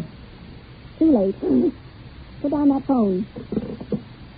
You said I was asleep, but I wasn't. You might say that I was acting. It's 9 o'clock, J.B. Go. Get up and walk towards the pool. Dave, now don't make me shoot you here. Get out of that chair. Dave, please. Listen to me. Dave, I've been wrong, but I'll make it up to you. You can have anything. Money, parts, anything, Dave. Don't, not my life. Don't take my life. I beg you, don't, Dave. All right, J.B. The audition's over. It was rather drastic, perhaps. And I'm sorry, but it was the only way I knew. Dave? Just an act. It was all an act, J.B. The threat. The pathos, the madness. Even the sexy scene with the delivery boy. After all, I had to prove to you that I could do something more than a song and dance girl. You think about it, J.B., while I see who's at the door. Maybe it's Iris back again. Why, Spiegel, my favorite director, and Benny. So what is all this? I was all set with Laura Bevan for Dark Lady, and I got word you were to do it. I came down to corner J.D. and find out what goes. Oh, he's right in there. You can ask him. Good evening, J.D. What's it? What's the matter with him? He's unconscious. Unconscious? But he was all right a minute ago. I'll get some brandy. Now, don't bother. He's dead. Good. But he can't be. He can't. J.D. What's the expression on his face? Oh. He looks scared. Stay up to bed.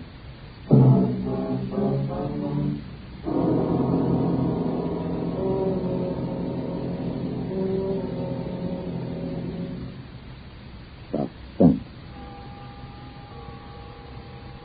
In which Miss Jean Lockhart starred in William N. Robeson's production of Shooting Star by Ruth Bourne.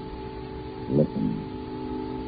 Listen again next week when we return with Jeff Chandler and another tale well calculated to keep you in suspense. Supporting Miss Lockhart in Shooting Star were Ellen Morgan, Joe DeSantis, Shepard Mencken, Dick Turner, and Hans Conrad.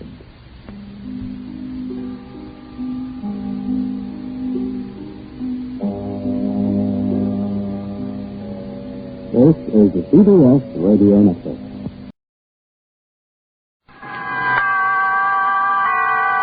Suspense. And the producer of radio's outstanding theater of thrills, the master of mystery and adventure, William N. Robeson. We try to avoid cliches and platitudes on Suspense. For instance, you'll never hear a victim say to a criminal, "You can't get away with it." Or hardly ever. Yet the bad guys hardly ever do get away with it, even when they plan their crimes brilliantly and set their getaways with the most meticulous detail. If the law doesn't catch up to them, more often than not, they catch up with themselves, as Joseph Dunlop, alias Andrew Burt, does in A Good Neighbor, a strange story of retribution starring Mr. Jeff Chandler. And now,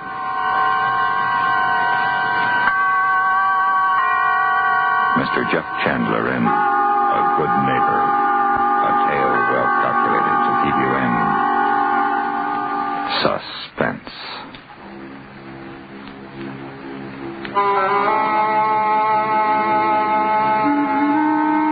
I am a thief. I have stolen $150,000 in diamonds from my employer's firm. Last night I left New York in a second-hand car, the jewelry in a steel box locked in the trunk. The theft will be discovered this morning. In a few minutes, I'll reach the place where I'll hide on this deserted Maine coast. Then I will take the cut stones out of the settings and put them with the other unmounted stones, and in a few days I'll leave for Mexico. There I will sell the stones to an agent I have contacted, and then I will go on to South America. My name now is Andrew Burt. I have identification cards and a passport to prove it. They were very expensive, but I will be very rich. And the police will be looking for a man named Joseph Dunlop, who has vanished from New York.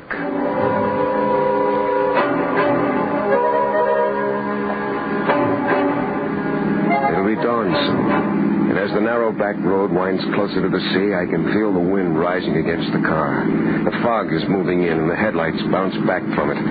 But I can't slow down. I have to reach my hideout before dawn. And suddenly I saw an old woman standing in the middle of the road waving a flashlight. I'm almost to the house, almost safe, and now this. What is it? What's wrong? Oh, I'm so sorry. But have you run into a tree branch or anything along the road? No, I haven't. Oh, well, good. Then it must be farther along. Do you mind? Before I could answer, the woman yanked open the door and popped in beside me. Could be quite dangerous, you know. Something like that lying on the road. You drive very slowly. I'm sure we'll come to it. She was a short, skinny little woman. She wore a heavy coat and a thick scarf tied around her head. I suppose I should introduce myself. I'm Mrs. Poe. I live just over that rise. Oh, well, you can't see it in this fog. What's all this about a tree branch? I can't hear you very well. Just a moment and I'll take off my scarf. Always wear it when it's windy. There, now. What did you say? What about a tree branch? I'm not so sure it is a tree branch. If a car ran into it, there could be an accident. You drive slowly now. We'll find it. Well, how do you know it's there if you don't know where it is? I don't think I must explain. I saw this big thing lying in the road, and I got out of bed and came out to find it. Now, when we move it off the road, I'll go right on back to bed. It's much too early to be up. When did you see it? This time I was sound asleep. I woke with a start, and I saw it right before my eyes. Second sight, young man. I have second sight. I see things before they happen. Look! I could see it through the fog. A large, gnarled tree branch lying across the road. Second sight. I didn't believe her, and yet there it was. Oh, I am right. I am. Oh, that's very gratifying. Can you manage it? Drag it off to the ditch. Will my light help?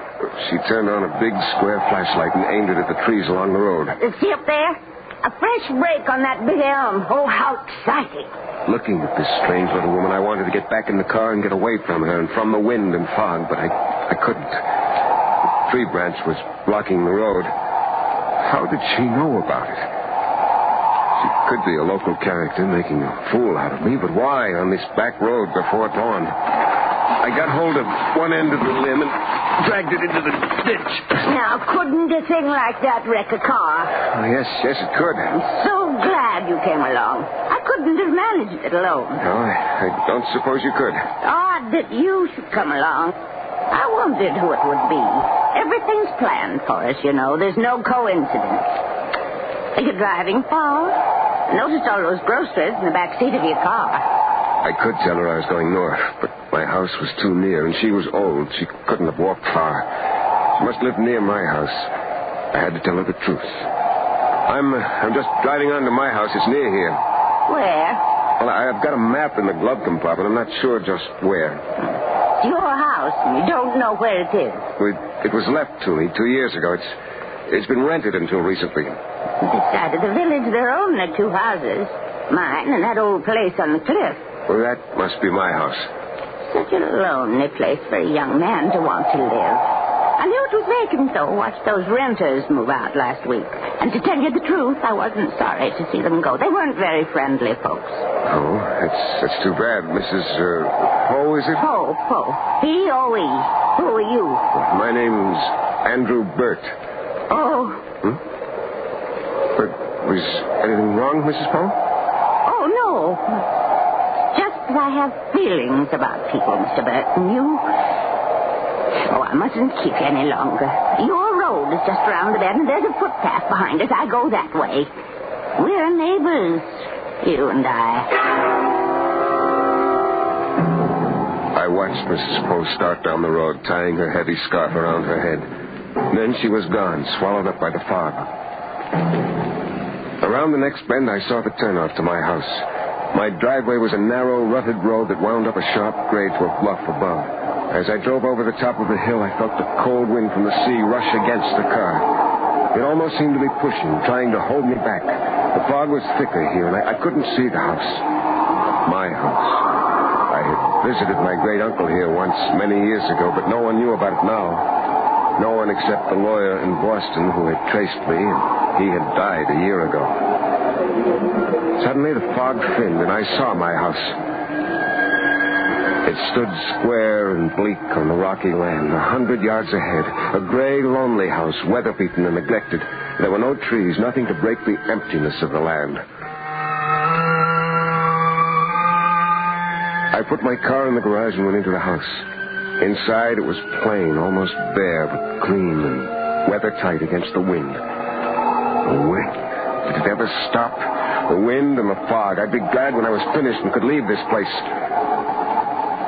There was a note from the tenants telling me the telephone was connected and that my number was ring 2. They added the name of a man to call for ice and coal, but there was cordwood outside, and I had food to last a week. I wouldn't have to call anyone, and it was a cinch no one would call me.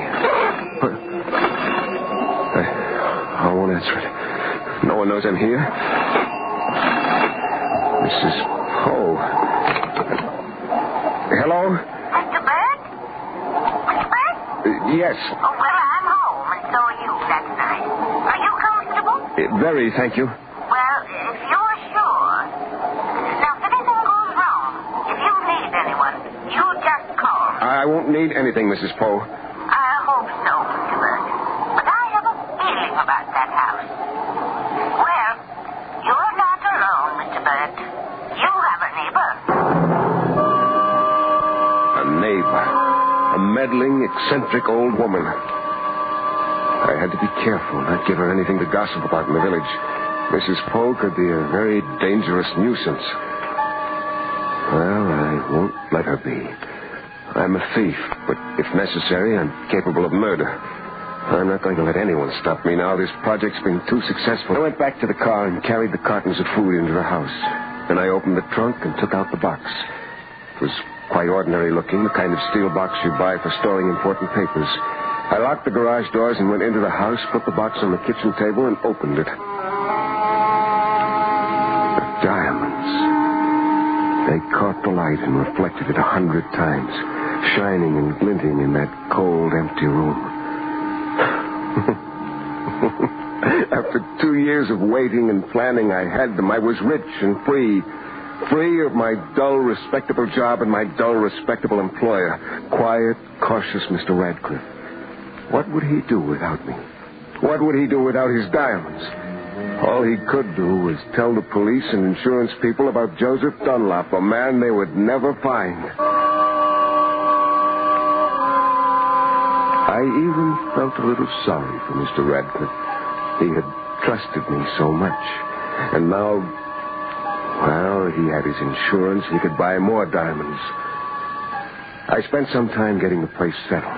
In case anyone should come to the house, it would look like I was planning to stay. Once I went outside to look over my property. The wind was getting stronger, blowing the fog into the dawn, and the smell of the ocean was clean and fresh. I could see Mrs. Poe's house a few hundred yards away on lower ground. She was standing on the porch of her house, and she waved to me. I didn't wave back. I went inside and had some breakfast, then slept for a few hours.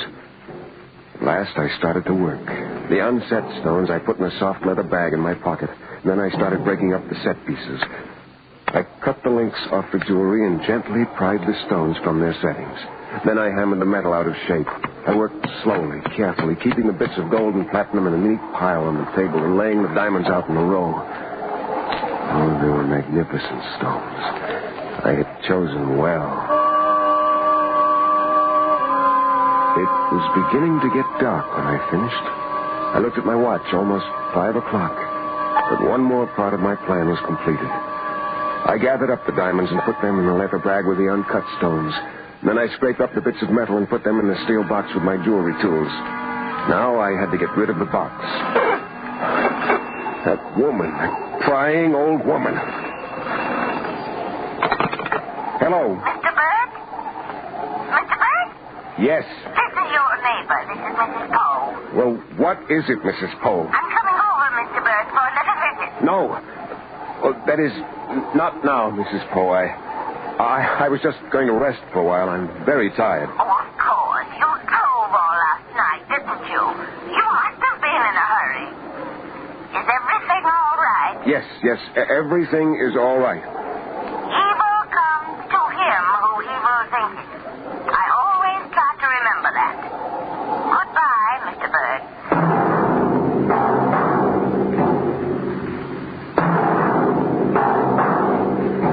That hateful, meddling Mrs. Poe. No, I can't let her upset me. She doesn't know anything. She's harmless. I must go on with my plan. I had to hide the steel box where it would never be found. Someplace... the sea. I'll throw it into the sea.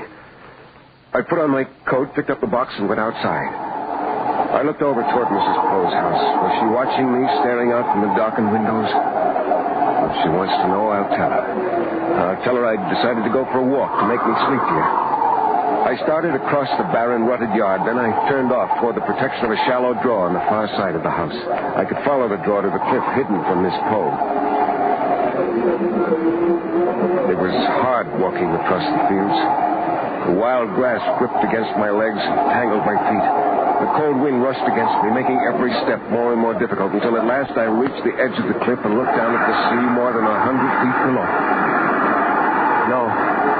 No, it wouldn't work. Below me were huge rocks, boulders piled high against the foot of the cliff and stretching out to sea. I couldn't drop the box here. It would land on the rocks to be found and reported. I had to hide it somewhere else.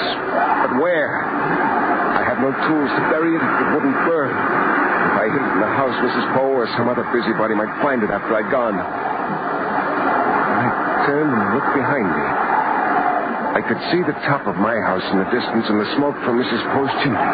Again, I looked down at the rocks below me, and then the earth under my foot gave way. I slipped forward, struggling to throw myself back. I fell.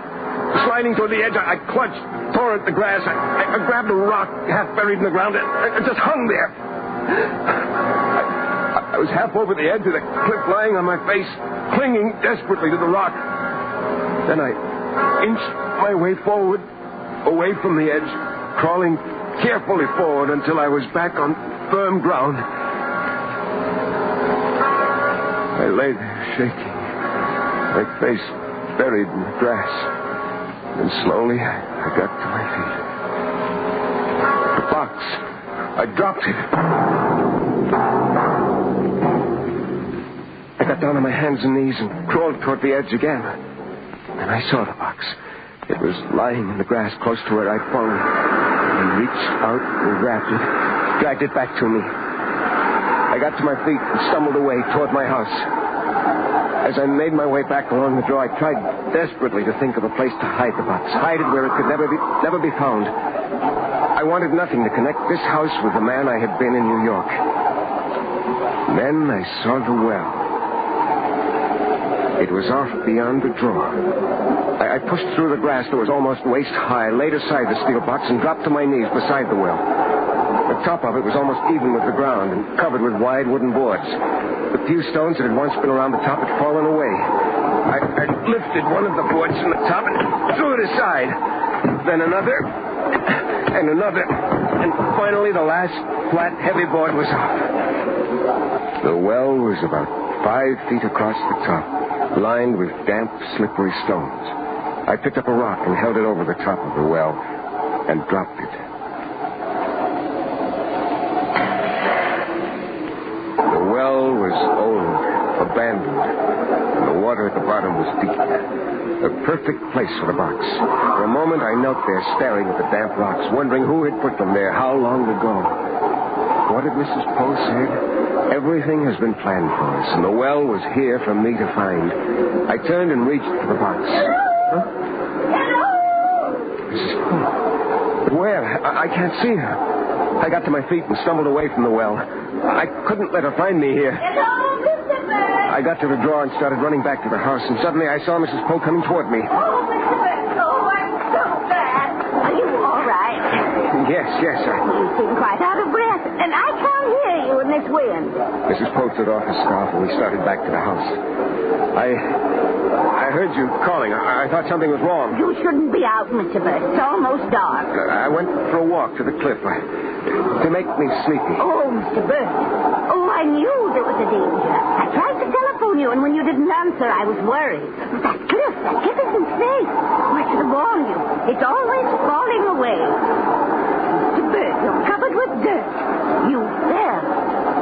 fell, Mrs. Poe? The air is full of danger, full of implications. If you'll excuse me, Mrs. Poe, I'm going inside now. You vanished. No. Good evening, Mrs. Poe. May I please come in just for a moment? I must talk with you, Mr. Burke. Mrs. Poe, I realize you feel alarmed. No, something else. Just for a moment, and it's so important. I went across the porch and held the door open for her. She went into the hall. Suddenly, she stopped and turned to me. Huh? This house.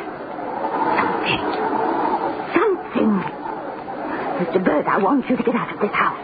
Go to the village or come to my place. But leave here. Horses are at work, Mr. Bird. It's not safe. I understand your belief in premonitions, Mrs. Poe, but I don't agree with you. You mustn't. There's a storm coming. Leave before the storm, Mr. Burt. Why do you want me out of this house, Mrs. Poe? What is it you want here? Oh, if I could only see the danger. Oh, I've tried, but I can't see it. Wrong. The vibrations are all wrong today. Get out, Mr. Burt. You have no other chance.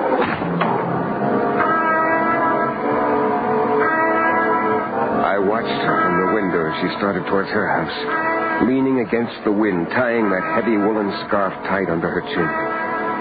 Had she seen me at the well? Or had she seen me leave and then come over and searched my house? Mrs. Poe was interfering with my plans. Why? She couldn't know about the jewelry. But she knew about the tree and the road. What was she after, hounding me, watching every move I made? Whatever her game is, she won't interfere with my plans. I can put a stop to Mrs. Poe as soon as I've gone back to the well and disposed of the box. Box? I'd left it behind at the well. What if she finds it? No, not on a night like this. Her rude home is nowhere near the well, and with a storm coming, she won't be out again in this weather. I should go back now. The wind never stops, and it's pitch dark outside. I can wait until morning. I fixed some dinner and ate quickly. After dinner, I lighted the living room fire and sat listening to the storm outside. I touched the pocket of my jacket, felt the leather bag full of the diamonds I'd stolen. I was warm and safe in my house.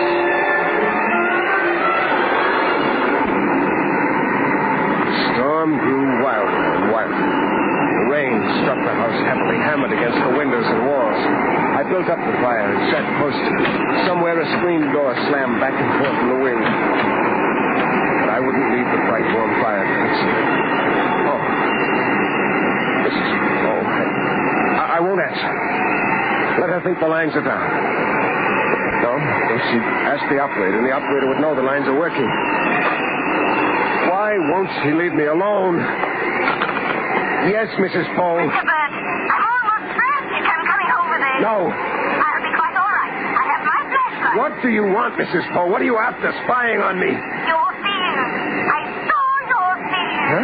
Help me, sir. Something is wrong. Someone is lost in the sea. Stay away from here. Do you hear me? I'm leaving at once. Don't worry. I have my flashlight. Someone needs my help. Now, stop. She won't go into the field. The box is there, and I can't let her find it. She must know. She must realize it's there. She watched me this afternoon, and this is her ghastly way of telling me she knows. I'll stop. That heavy scarf she always wears, always knotted tightly under her chin.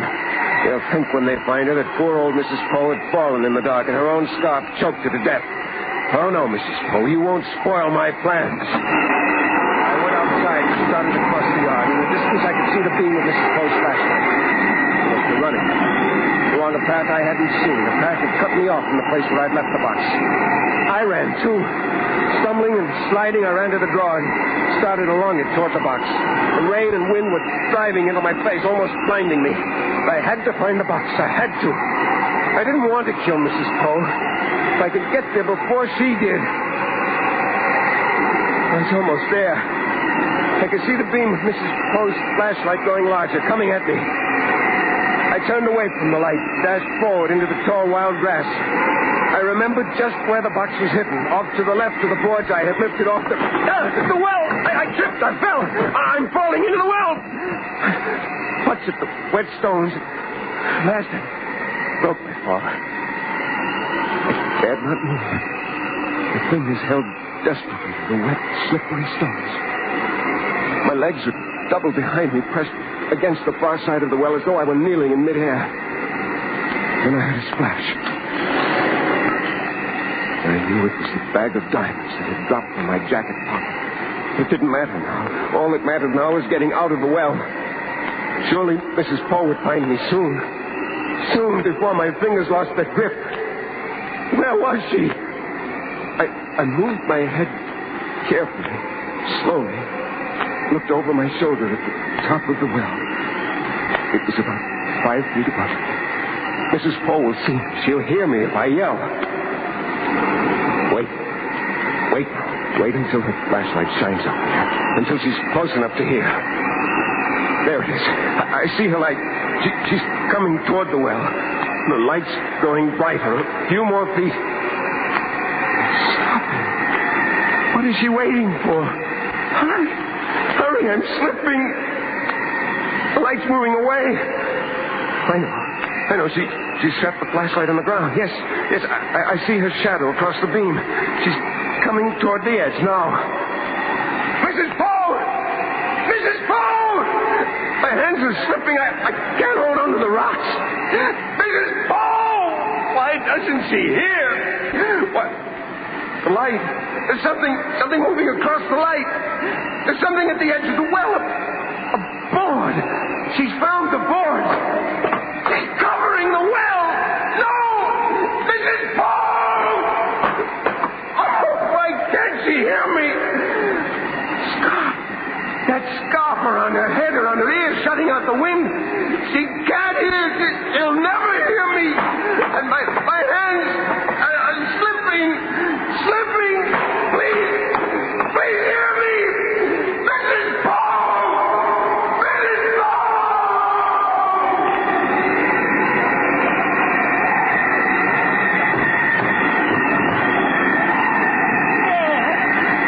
Oh, I just knew there was danger out here tonight.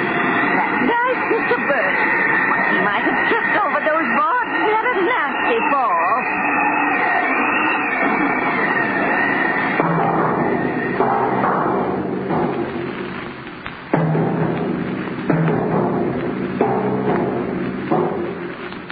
Suspense,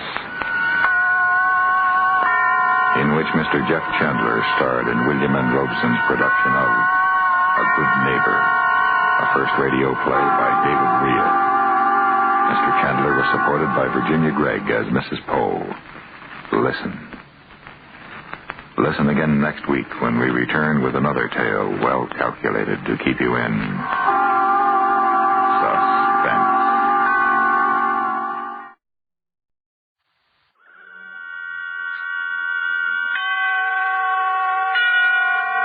Suspense. And the producer of radio's outstanding theater of thrills, William N. Robeson. The story you're about to hear is unique. It is horrible. It is filled with terror. And it may or may not be true.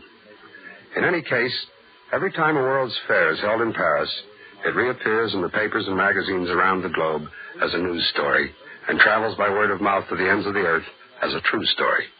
True or false, heard for the first time or twice told, we believe this great classic of terror will keep you in suspense. Listen then as Miss Vanessa Brown stars in The Vanishing Lady, which begins exactly 1 minute from now. Sometimes a man can have too high an opinion of himself.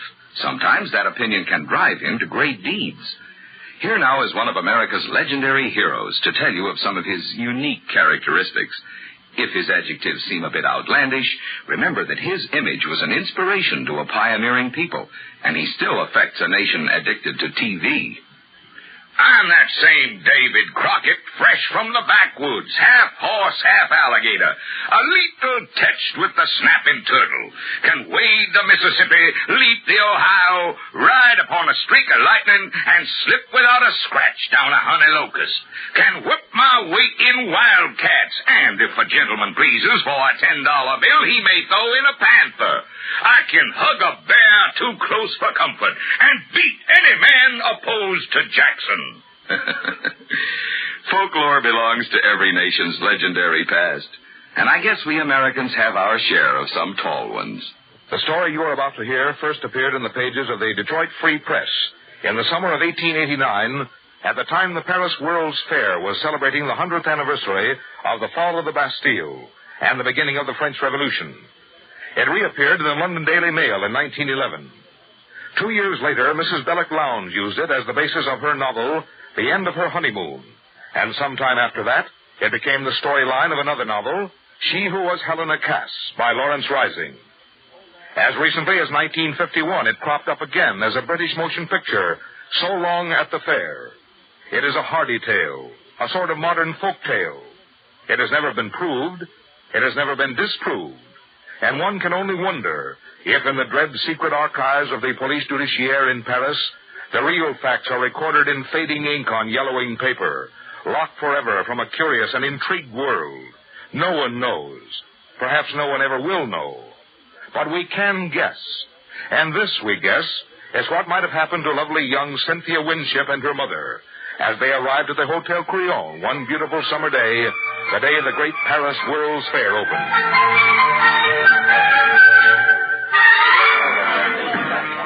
Bonjour, madame. Puis-je vous aider? I don't understand French. Is there anyone here who speaks English? Mais bien sûr, madame. What can I do for you? Oh, well, my daughter and I have just arrived from Marseille. We're on our way home from India.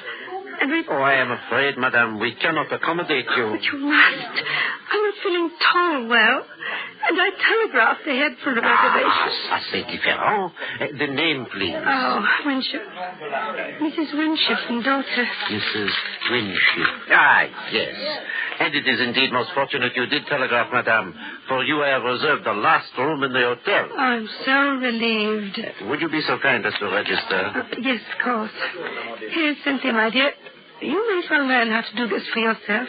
Yes, Mama. Where do I write? There. In that line. Oh, I see. Voila. You are fatigued from your journey, yes? I should have the boy show you to your rooms at once. Chasseur! Chasseur! Oui, monsieur. Madame et Mademoiselle Winship à numéro 342 tout de suite. Tout de suite, monsieur. These are your baggage, madame? Yes. These 6. Voilà le bagage. 6 pièces. This way. Keep your eye on that porter, Cynthia. Don't trust these Frenchmen. I don't think you'll make off without things, Mama.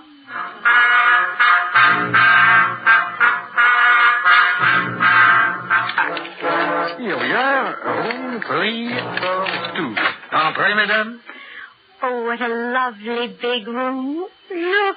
And the park out there.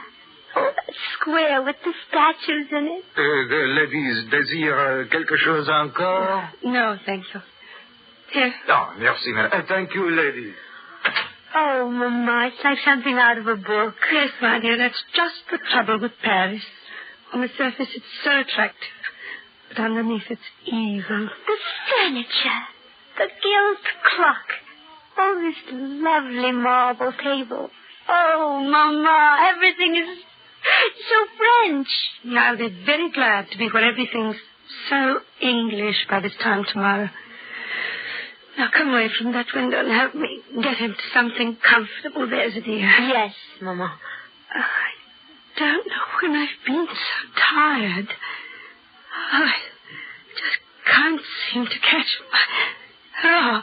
Mama, what's the matter? Mama, speak to me. Here, I'll get you up in the bed. There. And I'll loosen your corset. Here, Mama. Here are the smelling salts. Now breathe deeply, Mama. Mama! The telephone. I've got to get a doctor.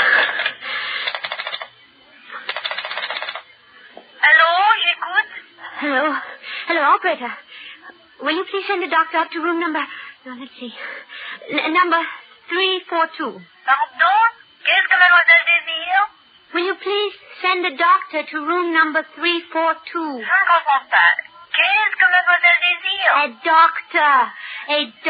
Ah oui, un docteur. Oui, mademoiselle, tout de suite.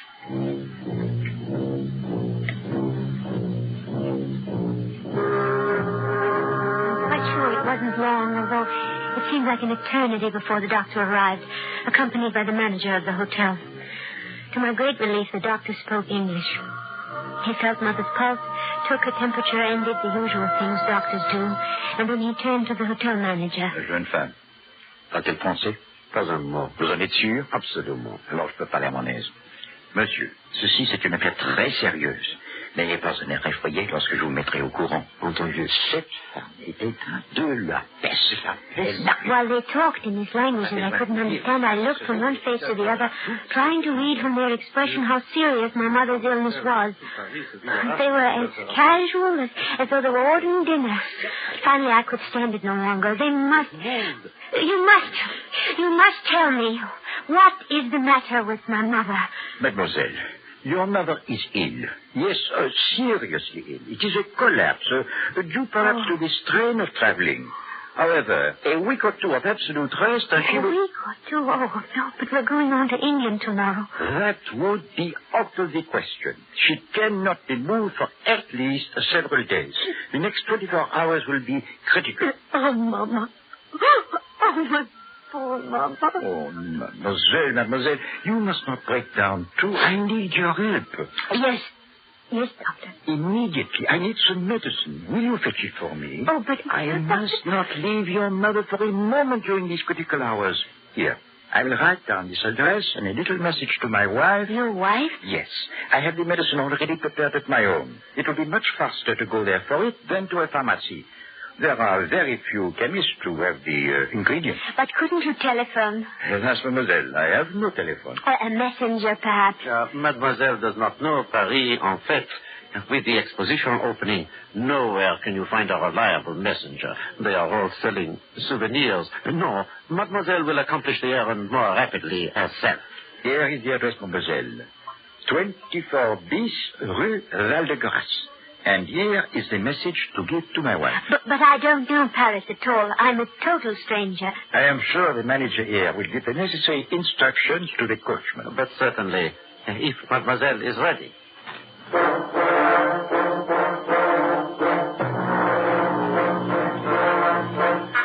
I quite knew what was happening, I was seated in a rickety carriage outside the hotel with the doctor's message clutched in my hand, while the hotel manager gave voluble directions to the coachman. Ne la ramenez pas ici avant 2 heures. Compris? Oui, je comprends. Bon. It is arranged, mademoiselle. Jacques is one of our most trusted coachmen. He will get you to the doctor's house and back in safety. Thank you so much, sir. And you'll look after my mother, won't you? But of course. Of that you may be sure. Au revoir, mademoiselle. Allons-y, bébé.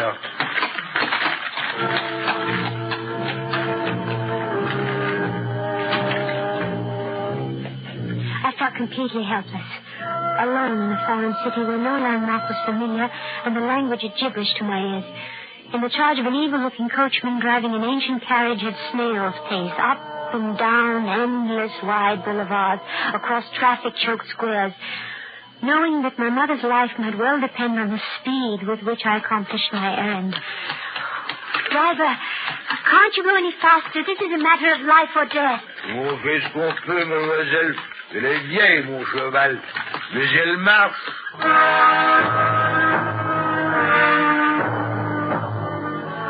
When we left the hotel, we had crossed a huge square with statues around it and turned into a wide avenue which led up a gentle incline at the top of which was a huge arch. But before long, we turned off into narrower streets. It must have been 20 minutes later when we turned into another wide boulevard and I saw another huge arch up ahead. Or was it the same arch? Coachman! Oui, mademoiselle. Haven't we passed that arch before? Regardez, mademoiselle. Voilà l'Arc de Triomphe. Et voilà la tour. I don't want a sightseeing tour. I want to go to this address directly. Don't you understand? Now, please, take me there at once. On fait ce qu'on peut, mademoiselle. Soyez tranquille. Paris est une grande ville. At last, we turned into a narrow street and pulled up before a grim gray house. The blue enamel sign on the wall read 24 bis. I jumped out of the cab almost before it stopped, rushed up the 3 stone steps, and pulled at the bell knob. Oh, hurry. Bonjour, mademoiselle. The doctor sent me for some medicine. Monsieur le docteur n'est pas ici. Here, read this. Retenez cette jeune femme aussi longtemps que possible. C'est de la plus haute importance pour l'avenir de Paris et même de la France. Entrez, mademoiselle. Thank you. Quand vous ne pourriez plus la faire attendre, donnez-lui une bouteille de pastilles inoffensives. Je vous en The doctor's wife stood there reading and rereading the note as though she didn't understand it until I thought I would scream. Please, hurry. Get me the medicine. Look, it's my mother. She may be dying. I must get back to her. Please, hurry. Asseyez-vous, mademoiselle. She pointed to a chair. Attendez. And slowly walked down the hall and closed the door behind her. I waited and waited, and I began to wonder. I wondered about the time the cab had taken to get here, about that arch that looked so familiar. And I was torn by the 100 nameless anxieties that torture you when your nearest and dearest are ill. And then I heard something that froze my blood. A telephone. Clearly ringing somewhere in the house. Now, the doctor had said he had no telephone. That was the reason why I must come all this way for the medicine. Oh, no, it wouldn't be in this house. It must be next door or across the street, of course. Of course, that was where the sound was coming from. No. It was the voice of the doctor's wife answering the phone. Oh, no. What monstrous plot was this? I felt my scalp crawl with terror. My brain pounded. My head felt as though it would burst. I wanted to scream, to run out of this awful house, to run all the way across Paris to the bedside of my mother. Voilà, mademoiselle. La médecine. Thank you. Au revoir, Thank you. mademoiselle. Now, driver, please. Please, in the name of your own mother, hurry. Back to the hotel as fast as possible, please. On fait ce qu'on peut, mademoiselle. Allons-y, bébé.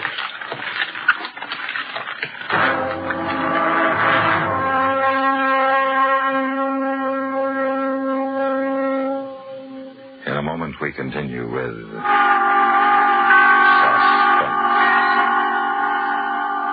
Do you know the Social Security benefits to which you will be entitled when you separate from the service and take a civilian job? Here's a tip from Social Security. Roger Clark had a Social Security card, sure enough. But Roger lost it. It's not important, said Roger. I don't need the card. I'll never forget that Social Security number as long as I live. So, as Roger worked here and there, he rattled off his number incorrectly. And there was all kinds of trouble getting things straightened out so Roger's earnings could get on his Social Security account. Don't be like Roger. If you have lost your card, write to Social Security, Department 15, Hollywood 28, California, and ask for Form SS5 to replace your lost Social Security card. And now, we continue with The Vanishing Lady, starring Miss Vanessa Brown. A tale well calculated to keep you in suspense.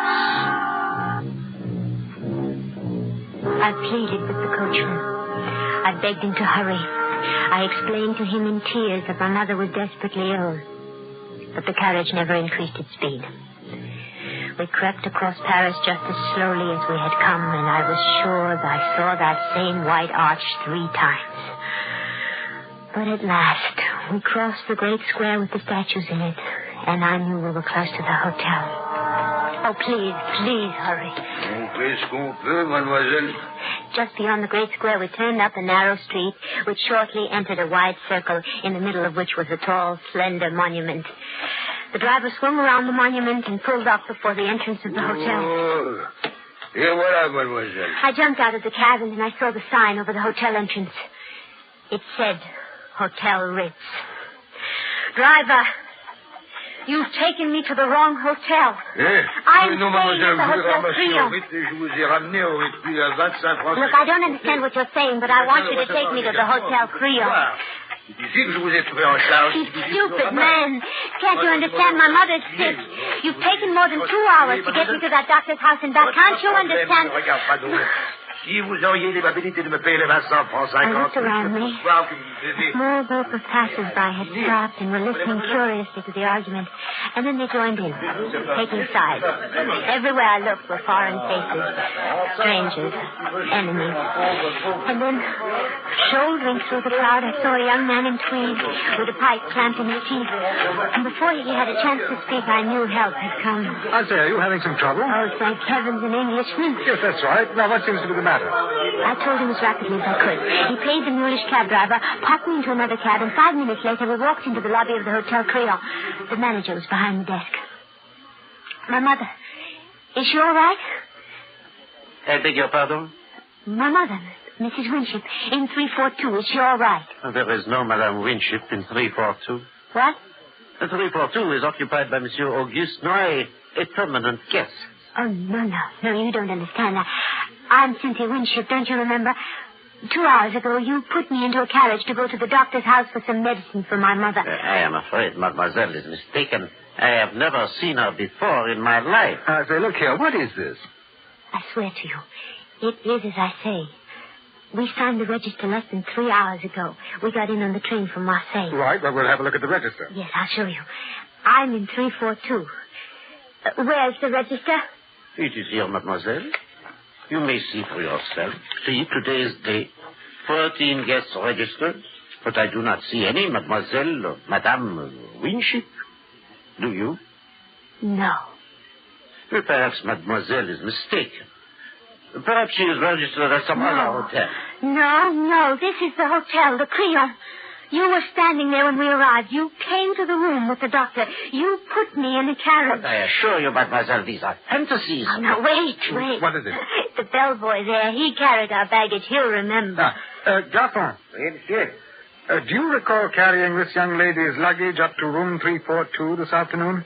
No, monsieur. But you must. There were 6 pieces. Don't you remember? No, mademoiselle. Je l'ai pas vu dans ma vie entière. He says he never saw you in his life before. But this is monstrous, and it's impossible. My mother is somewhere in this hotel. What have you done with her? What have you done with her?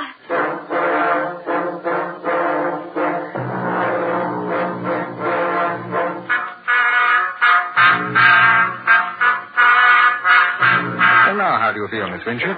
Oh, better, thank you. The soup was very nourishing. Well, won't you have something else? A salad, a little roast? No, thank you. Just a cup of tea, perhaps. Certainly. Garçon. Yes. You touch the tape for mademoiselle? Tout de suite, monsieur. I don't know how to thank you, Mr. Oh, do you realize I don't even know your name? Oh, well, it's Stanley. Bruce Stanley. I'm glad to meet you, Mr. Stanley. Well, it's a pleasure. Mr. Stanley, you believe me, don't you? Of course I do, Miss Winship. We did register at that hotel. We were in room 342. Why, I can't even describe the furnishings. There was a big window that went from the floor to the ceiling. Oh, well, I'm afraid every hotel room in Paris has windows like that. No. Really? Yeah. Well, in this room, the drapes were plum-colored, and there was a marble-top table. Black marble it was, and a gilt clock. It had run down. The hands had stopped, I remember, at 20 minutes past 3. The walls were covered in rose brocade, and the bedspread was a washed-out yellow. If I could get into that room, you would see that I'm not making this up. No, I'm sure you aren't. Perhaps I can find a way to make them let you in the room. Oh, can you? Yes, I'm with the embassy, you know, undersecretary sort of thing. I believe that the British Empire has enough influence to change the mind of an obstinate Paris innkeeper. Oh, then let's do it right away. Well, I don't think that the might of Britain can move quite that fast. It's past dinner time, you know, but tomorrow we'll see. I can't wait until tomorrow. Well, I'm afraid you'll have to. We can do nothing with the people at the hotel. You saw that. We'll just have to be patient till tomorrow. I'll get a room for you tonight in the pension near the embassy. You're very kind, Mr. Stanley. Not at all. Oh, no. Oh. What is it? I just thought of something. The doctor. The doctor? Yes, the one the hotel manager brought in to look after my mother. I still have his address somewhere here in my purse. Here it is. Now, we must go there immediately. He can tell us about my mother. Mm-hmm. 24 bis rue Val-de-Grâce. That's not far. It's just up the Boulevard Raspail, near Gare Montparnasse. How long would it take to get there? Oh, about 20 minutes. 20 minutes? It took over an hour this afternoon.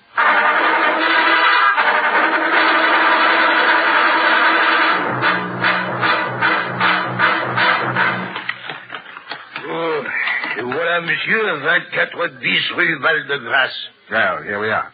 Yes, this is the place. Attendez une minute. D'accord. The house is dark. Well, it is quite late. I don't care. We've got to find out tonight.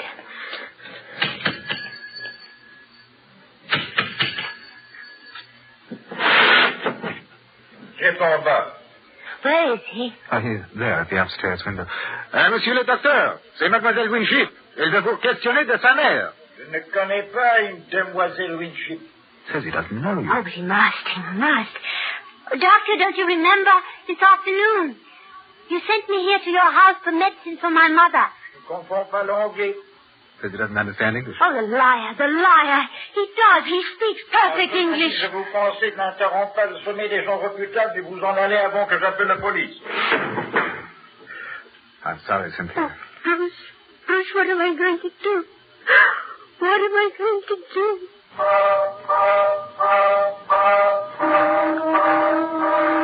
If it hadn't been for Bruce, I'm certain I should have gone out of my mind. He found a home for me at the pension near the embassy, where I spent a sleepless night. I tossed and I turned and I worried myself into an agony almost beyond endurance.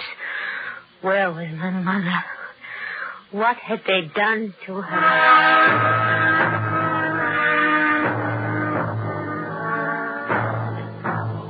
Bruce called for me at 10:30 the next morning and took me back to the hotel. To my surprise, the attitude of the manager had changed completely. But of course, Mademoiselle may inspect room 342. We are only too glad to convince Mademoiselle that her mother is not and never was in the Hotel Crillon. I personally will escort you to the room. This way, please, to the ascenseur. Oh, Bruce, that terrible man, that horrible. Now, Cynthia, don't worry. We'll get to the bottom of this. Après-vous, monsieur, dame. Now, remember, Bruce, what I told you last night. You'll see. Plum-colored drapes, black marble top table, rose walls, and a gilt clock with the hands stopped at 20 minutes past 3. You'll see. Yes, Cynthia. Voilà le troisième étage. This way. It was room 342 you wish to see, mademoiselle? Yes, that's right. Third door to the right. So, here we are. You see, Bruce, I know where it is. Yes, my dear. Voilà. Enter, please. Now, Bruce, you'll see the yellow bedspread and... Oh, no. Not quite the room you just described in the elevator, mademoiselle. The drapes are royal blue. No. A little dusty, I fear. I must have this room renovated. There is no marble-top table. No. The clock, as you notice, is running. No.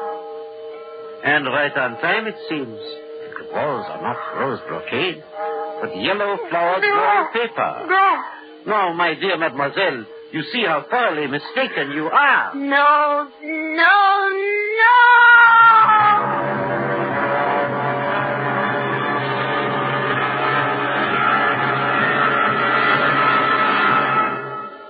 Well, that's the story as it may have happened. The lady, Mrs. Winship, had vanished, the room completely redecorated overnight. A gigantic conspiracy of silence, so cruel as to cause a young girl to take leave of her senses. But the stakes were higher than the sanity of a pretty English tourist. Mrs. Winship was suffering from bubonic plague, which she had caught before leaving India. The doctor had recognized the symptoms at once, recognized, too, that she had no more than an hour to live. He had purposely sent Cynthia on a fool's errand. The hotel manager was in on the conspiracy, and the cab driver, and soon the British Embassy, the Quai d'Orsay, and the police judiciaire. For had it become known that there was a case of bubonic plague in Paris, the city would have been emptied of visitors. The World's Fair would have been a failure. The French franc would have fallen, and the very stability of the pound sterling would have been threatened. That's the whole story. Some years ago, Alexander Woolcott tracked down the man who first reported it in the Detroit Free Press in 1889 and asked him whether he had invented it or had heard it somewhere in his travels. And the Detroit reporter replied that he could not remember, which, as far as Mr. Woolcott was concerned, left the question still open. For, as he wryly observed, he doubted if any man could have invented a tale like the Vanishing Lady and then forgot that he had done so. What do you think?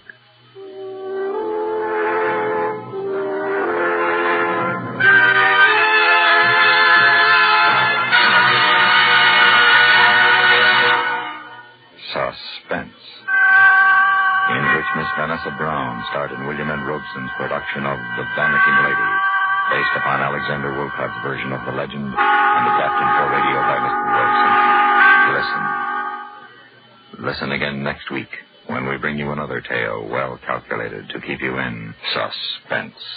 Supporting Miss Brown and The Vanishing Lady were Diana Bourbon, Virginia Gregg, Ben Wright, Ramsey Hill, John Daner, and Edgar Barrier.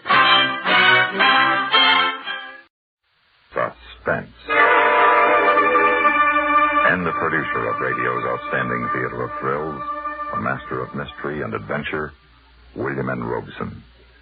The effect of the tropics upon the female of the species has held an especial fascination for writers ever since the Pax Britannica assured an empire upon which, until recently, the sun never set. Richard Weil is no exception to this predilection of authors. He has written for us a tale of the South Seas under the Pax Americana, a triangular tale of a woman's boredom, a man's devotion, and another man's love. Listen then to Thou Shalt Not Commit, starring Mr. Victor Joy, which begins in exactly 1 minute.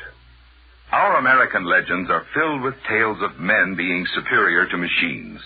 Perhaps to us, human effort is still to be greatly valued, like the miraculous achievements of John Henry, champion cotton picker, roustabout, and railroad man.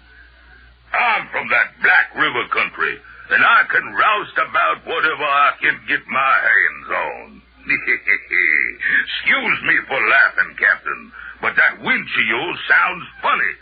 You know it might work as good as 10 good men, but I'm John Henry, that's me. I'm 6 foot tall, and my strength never hits bottom. Maybe the women fool me bad, but rolling cotton ain't nothing but work, and can't nobody fool me about that.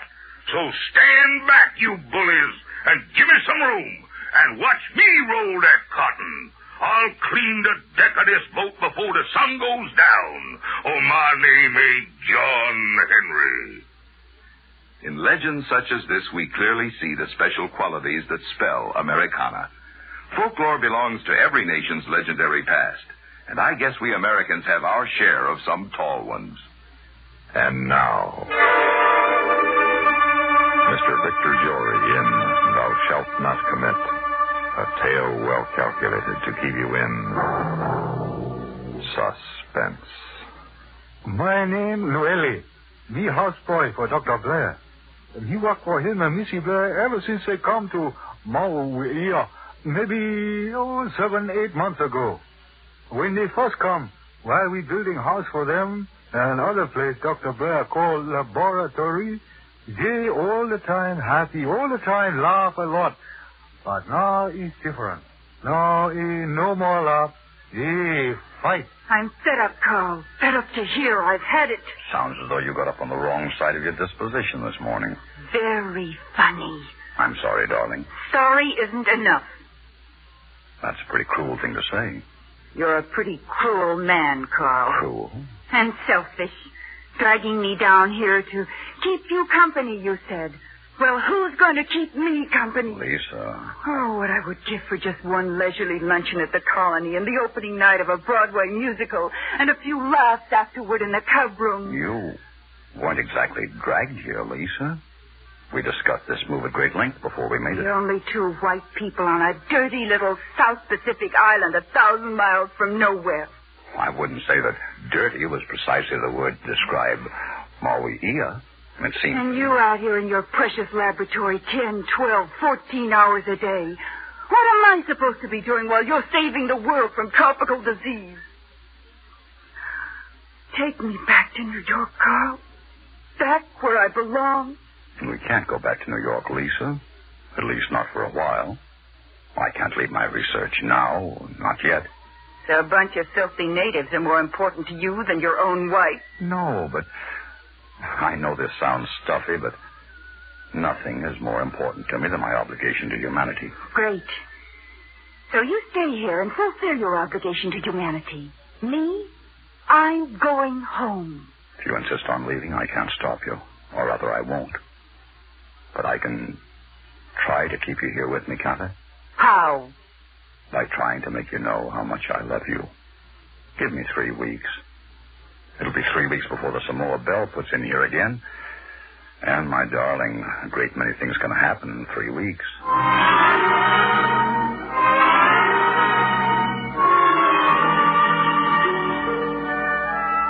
No, Martha and Missy seem happy, almost like before. Martha don't spend so much time along laboratory, no. He and Missy swim together and spearfish, and Missy start to paint again. Master sit on the palm tree dressed in lava with a wreath of hibiscus around his neck. He so brown from sun and wind, he looked like one of my people. I think Missy liked the way he looked because by and by she put down brush and go over and sit beside him. Tired, dear? No. Just wanted to sit beside you. That all? No. I also wanted to kiss you. I think that might be arranged. That was eminently satisfactory, darling. Almost as pagan as your costume. I'm not really pagan at all, Lisa. Don't you think perhaps with a little encouragement Well, perhaps. you could... But when the chips... Hey. So what's that? What's what? I think the proper technical expression is sail ho. Where? See ya? Way out there. Hull down on the horizon. Oh, do you suppose it's the Samoa Belle? No. The Belle is a 3-master. That boat has only 2. She heading this way? Probably not. Well, all play and no work, you know. I must get back to the lab. I know, dear. Do we paint tomorrow? Probably. But... Early matter, late harder. And just what, my little linguist, does that mean?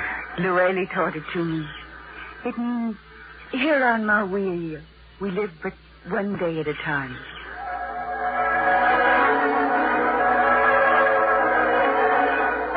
Oh, we find out pretty soon that boat Master see belong along one fella, Captain Burke.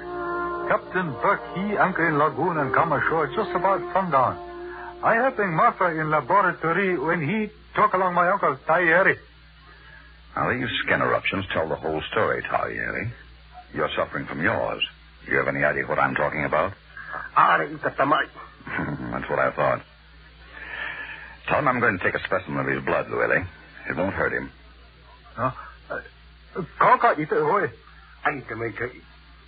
There. He can go now. I want him back here by 9 o'clock tonight. It's important that he be on time. Tell him that. You better run up to the house now, Loretta, and tell Missy Blair that I'll be there in a few minutes. Dr. Livingston, I presume? Huh? Unfortunately, the records don't reveal what Livingston replied to Stanley. I'm Terry Burke, Doctor. That's my schooner, the Wanderer, anchored out there in the lagoon. Oh, I've heard a great deal about you, Captain Burke. Welcome to Maui. Thanks. You see, I've heard a lot about you, too. Really? Why, I had no idea. Come on now, Doctor. No false modesty. You're quite well known, considering the short time you've been on the island. Well, now it's my turn to thank you. Lueli. Yes, Master. Go up to the house and set out some drinks. And tell Missy that we have a dinner guest. Oh, forgive me, Captain. You will dine with us, won't you? I want you to meet my wife. I'd be delighted, Doctor. I've heard a lot about her, too.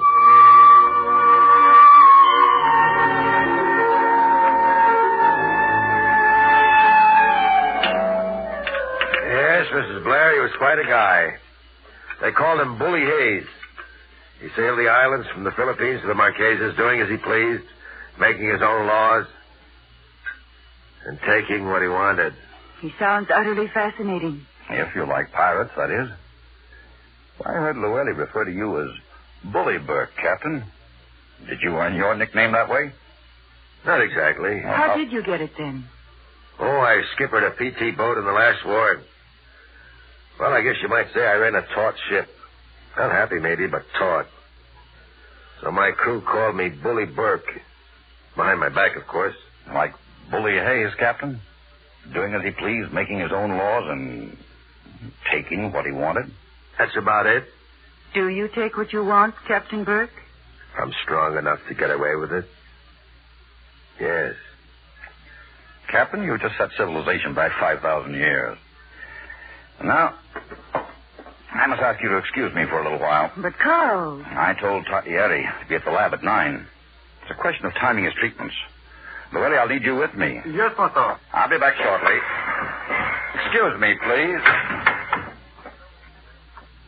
You know, Mrs. Blair, I knew a fellow once, over an old mare, who owned the most beautiful pearl I've ever seen. It was flawless, perfectly formed, and it glowed as though it were lighted from inside. The minute I saw it, I knew I had to have it. I told him the name was Price, but he said he wasn't selling. It must have been pretty frustrating for you. Oh, it was pretty stupid of him. You see, he didn't guard it as carefully as he should Captain have. Burke, you didn't. I'll show it to you sometime. As a matter of fact, I'd like to see it against your skin. I wonder why I'm not as shocked as I should be. You're not shocked at all. You love it. Am I as obvious as all that? Maybe not to some men. Certainly not to your husband. But to me. Each of us knows what the other is thinking. That's right. If, for example, I said that I wanted to take you out on the lanai and show you my orchid. That's easy. You want to be kissed. But if it happened in here, we'd be in plain sight of the laboratory. Correct? I'm afraid so. Well? Why not?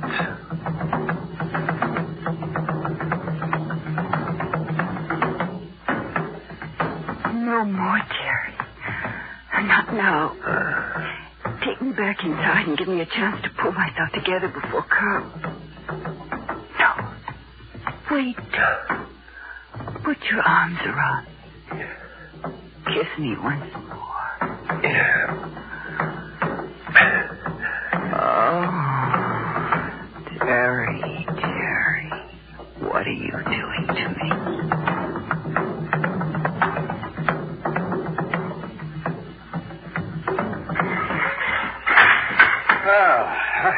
That winds up another day's work. Now, Carl, I've been trying to persuade Captain Burke to spend a little more time with us. And I was telling Mrs. Blair that I can't possibly do it, at least not this time. I have a hold full of copra that's due in Papieti right now. But you will come back, won't you? Oh, please say yes. We'd love to have you. Well, I'll tell you, Mrs. Blair.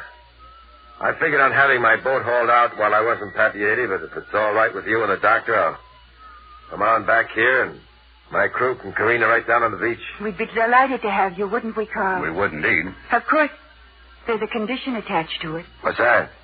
You're going to have to tell me some more of your fascinating stories. You mean about, pearling? Particularly about pearling. I like those best of all. All right. I'll be back in 2 weeks. 3 at the outside. That gives us something to look forward to. Same here. Well, I gotta get aboard. We're sailing at dawn. I'll be back. You can count on that? You can count on it, Doctor. I'll be back.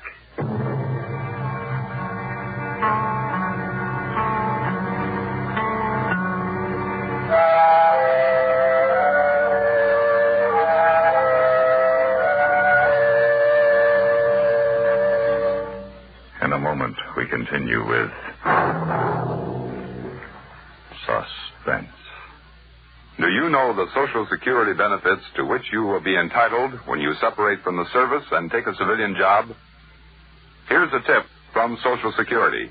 You wouldn't think of letting your bank savings pile up year after year without getting an occasional statement, would you? Well, your Social Security taxes are similar to savings. They are held for you by the government until you need them. How much money you make determines how large your benefit will be. If you or your employer should make a mistake in reporting your Social Security taxes, and it is not discovered within 3 years, it may be too late to correct it. That's why we say, check your account. Better be on the safe side. It's so easy to get a postcard form 7004. Just write to Social Security, Department 15, Hollywood 28, California. After sending form 7004, in a couple of weeks you will get a statement of the amount credited to your Social Security record by name and number. This statement is free, but it must be requested by you. Just ask for Form 7004, and that's Social Security, Department 15, Hollywood 28, California. And now, we continue with Thou Shalt Not Commit, starring Mr. Victor Jory. A tale well calculated to keep you in suspense.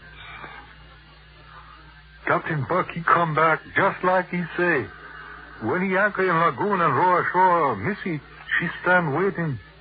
He get out of boat and say, Your Honor, and she put wreath she make from ginger blossoms round his neck. Then they walk up to house together, just the two. Master not there. He busy in laboratory. Carl asked me to make his apologies, Terry. He seems to be on the verge of discovering whatever he's trying to discover. He's been out there in the laboratory now for at least 20 straight hours. And what have you been doing for those 20 straight hours? Trying to sleep, at least part of the time. And if you must know, not doing too good a job of it. Why not? Because I was waiting for you. I haven't had a good night's sleep since you left. Any new orchids since I was here last? Suppose we look after dinner. We may not get a chance. The barometer's been falling for the past 24 hours. What does that mean? At this time of the year and in this neck of the woods, just one thing. Typhoon. And we can't get away tonight? We? Yes. I've made up my mind, Terry. Are you sure? I'm sure. Then we'll get away. If not tonight, then tomorrow or the day after.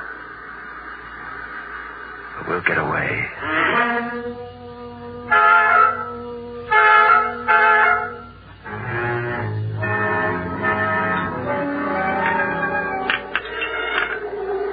More coffee, Captain? No, thanks, Mrs. Blair. Oh, that wind, it makes me so nervous. It's only blowing about 30 miles an hour now. We're in for it. By midnight, it'll be doing better than 100. I don't like it. Not the wind, Mrs. Blair. It's the atmospheric conditions that go with it. You notice anything unusual, Doctor? Since you mention it, I do. A feeling of apprehension, as though something indescribably dreadful were about to happen. That's right. That's what a typhoon does to you. By the way, do you have storm shutters? Indeed we do.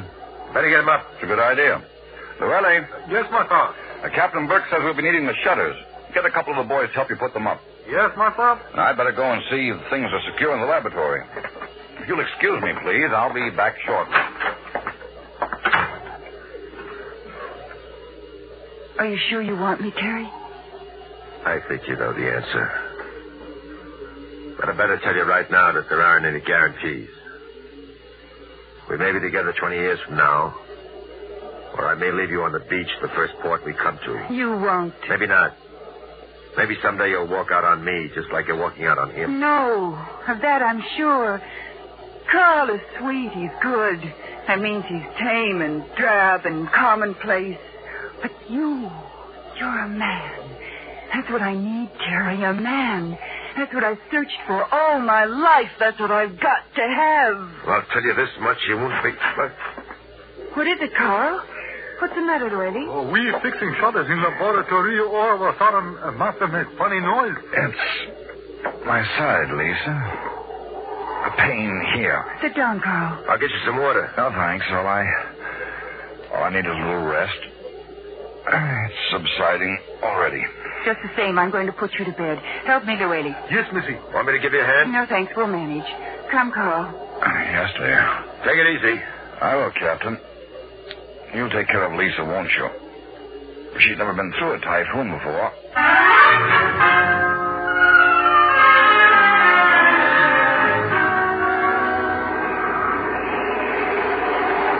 thought he'd never go to sleep. How's the pain? I said it was better. I gave him some phenobarb, and it seemed to help. It isn't anything serious, is it? Well, I hardly think so. He's just been working too hard. Well, what do we do now? You had your instructions, didn't you? By the way, just how do you take care of a lady during a typhoon? Like this? Yes. Like this. Oh, Jerry. All I want in the world is to be near you. To be in your arms like this.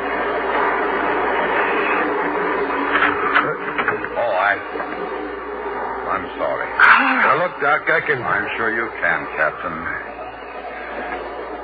Well, I can't say you didn't warn me, can I? You told me very emphatically that you took what you wanted. What are you going to do about it, Blair? There isn't very much I can do. You see, within 36 hours, I'll be dead. How? Yes, Lisa. I have acute appendicitis. Oh, no. Look, just as soon as this blow is over, I'll put you aboard my boat and we'll... The nearest doctor is 7 days' sail from here. I have it outside a day and a half. There must be something we can do. Well, Captain Burke, under my direction, might be able to perform an emergency appendectomy. Carl, that's impossible. No, it isn't. It's been done before. I've read about it. But not under these circumstances. Eh, Captain? You think I can do it? Undoubtedly. All you have to do is follow instructions. But the question in my mind... I know. I'm asking myself the same question. When do we start? Sooner the better. You'll want the Whaley to help you. No, Lisa. I want you to help. Me? Precisely. I thought we'd keep this a sort of a family affair. Let's get on with it. I like your attitude, Captain. You seem to be every bit as eager to know how this little experiment is going to work as I am.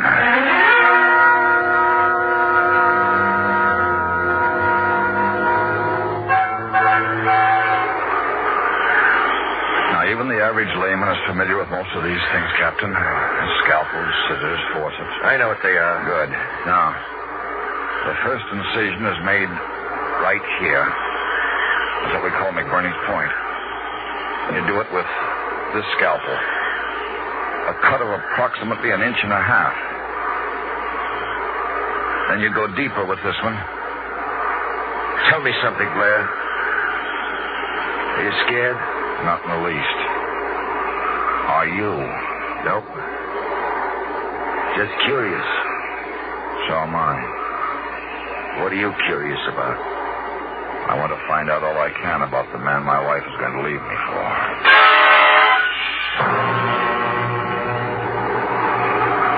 Well, Captain, the anesthetic will take hold in a moment.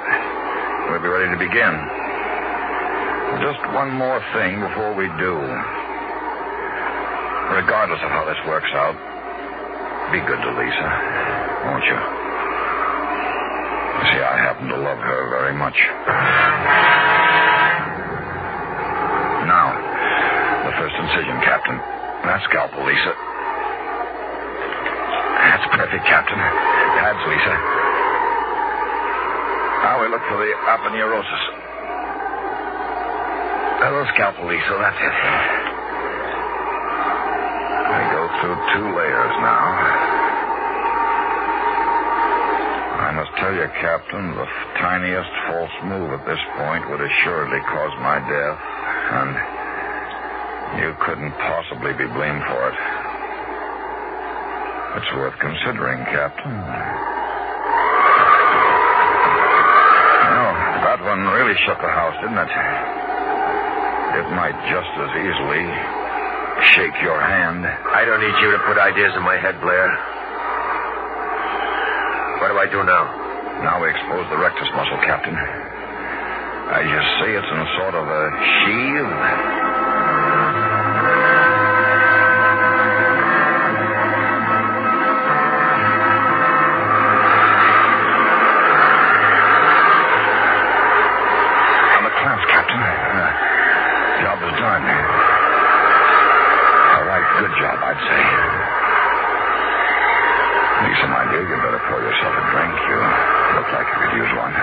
anything more we must do? Oh, yes. The Demerol hypo you prepared. Here. That's right. Just a moment, Lisa. You haven't removed the excess air. That, too, could be fatal. I'm sorry. I guess I am a bit shaken. No, it's all right. Thank you. There. I'll be asleep in a moment. Well, Captain, Lisa, I don't imagine I'll be seeing you again. I want to thank you for what you've done. And I want to wish you both a great deal of happiness.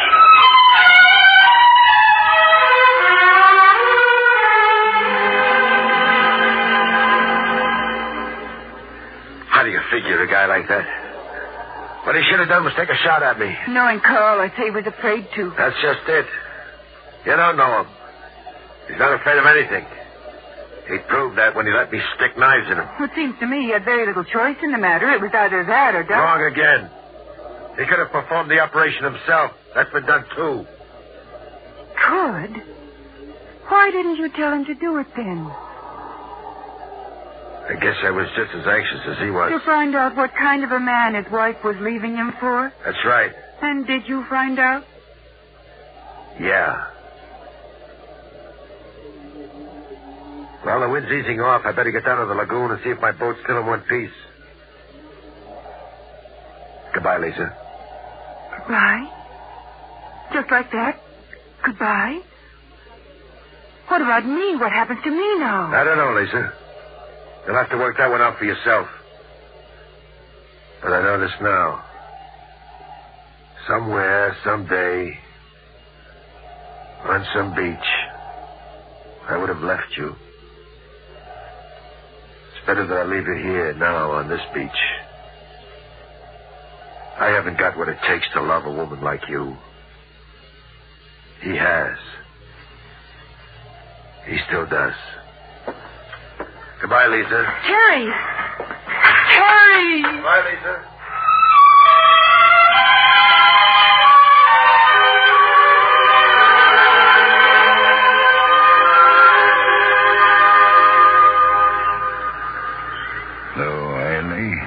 Yes, master. The storm is over, huh? Oh, yes, master. Since this morning early. And Captain Burke? Ye go, master. I see.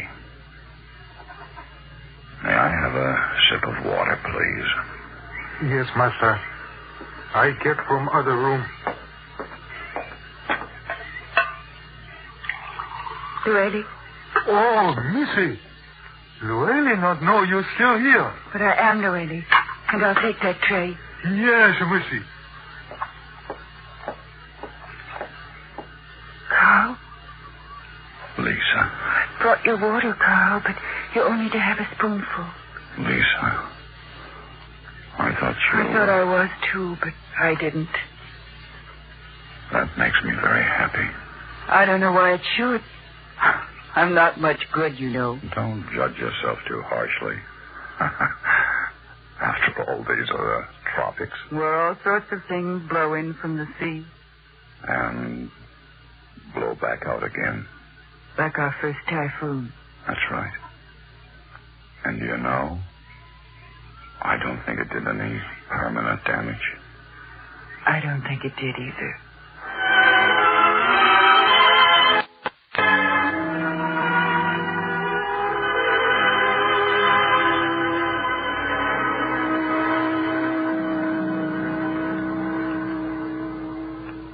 Suspense, in which Mr. Victor Jory starred in William N. Robeson's production of Thou Shalt Not Commit, written for Suspense by Richard Wheel.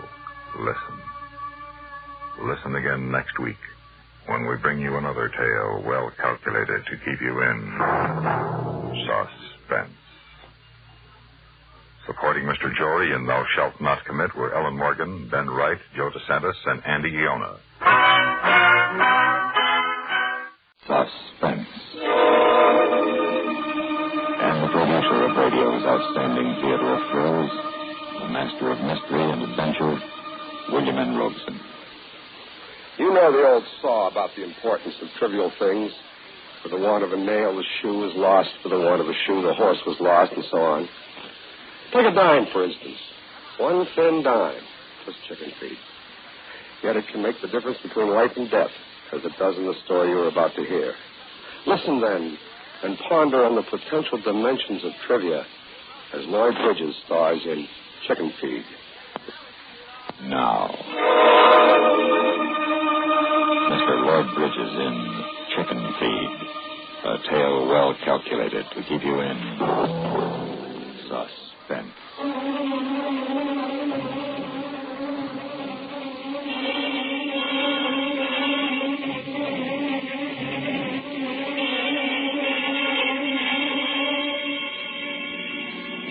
All right, it was a silly thing to fight over, I admit, but there it was. A dime. A measly thin dime. Chicken feed. Of course, that was only the beginning. See, Junior asked for a dime, and I flipped it over to him. And after he left the room, Mary said I shouldn't spoil the kid. It was time he learned the value of money. And I said, well, great Scott, if I couldn't give my own child a dime without her jumping down my throat. Oh, you know those things are going. You keep saying things you shouldn't, and she lashes out with an answer, and before you know it, you've stormed out of the house, and you're taking it out of the car.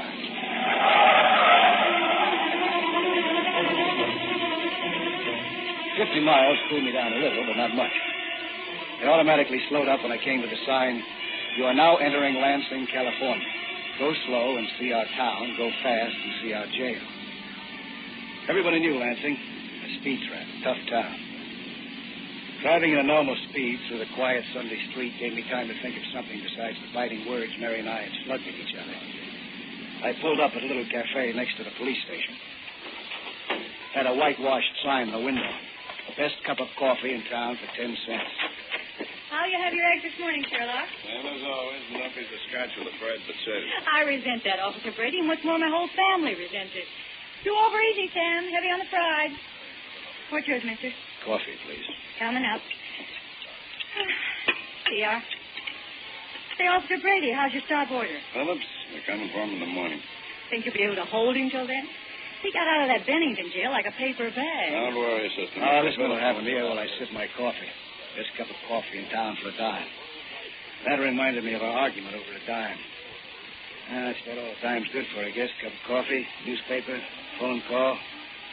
There's a stack of the local papers nearby, and I pulled one over to look at it. This Phillips was on the front page. Bank robber. Killed the teller. He had a face I wouldn't want to run into close. After a while, the hot coffee cut through the icy core of resentment I'd carried out of the house with me. Maybe I'd been at fault as much as Mary. She wasn't the only one who had a bad temper. On a sudden impulse, I left my coffee and went over to the phone on the far wall. I heard the dial tone, then I fished in my pocket for change. It was empty. Say, miss, could you change $1 for me? I want to use the phone. Yes, sir. What's the matter, mister? Well, my wallet, I seem to... look, I'll be back in a minute, huh?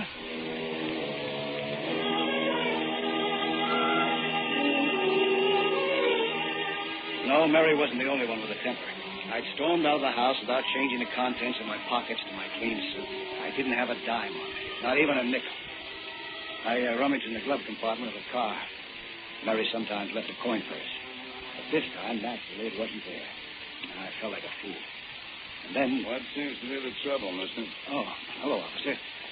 I seem to have come off without any money. Embarrassing. Yeah, embarrassing. I didn't realize it until I tried the phone. I'll have to send that girl a dime for the coffee as soon as I get back to town. You will, huh?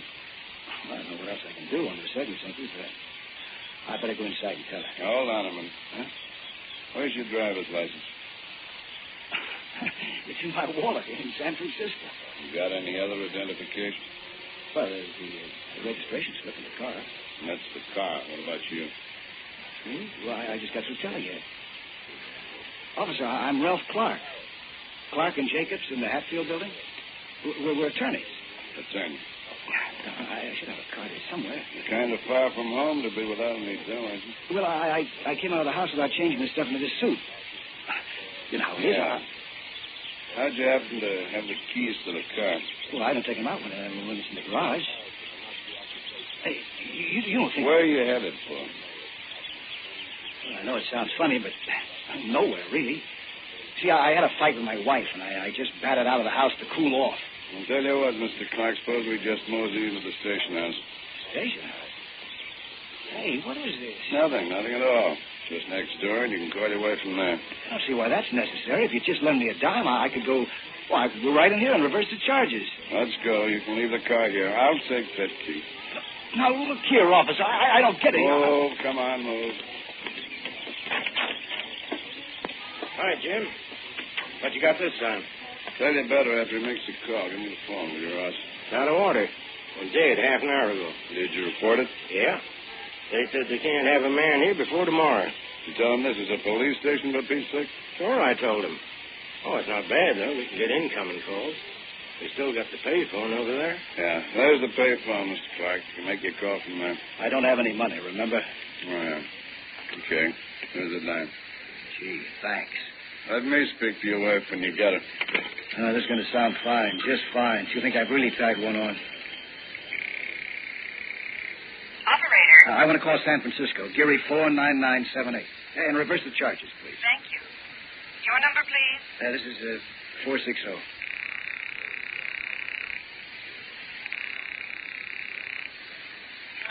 I have collect call from Lansing, California for Geary 49978. Will you accept the charges?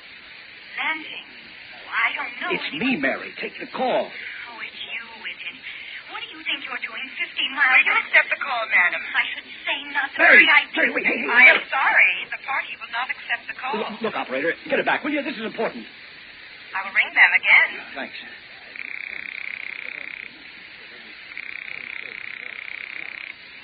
Why didn't you pick up that phone? Your party does not answer. No soup, huh?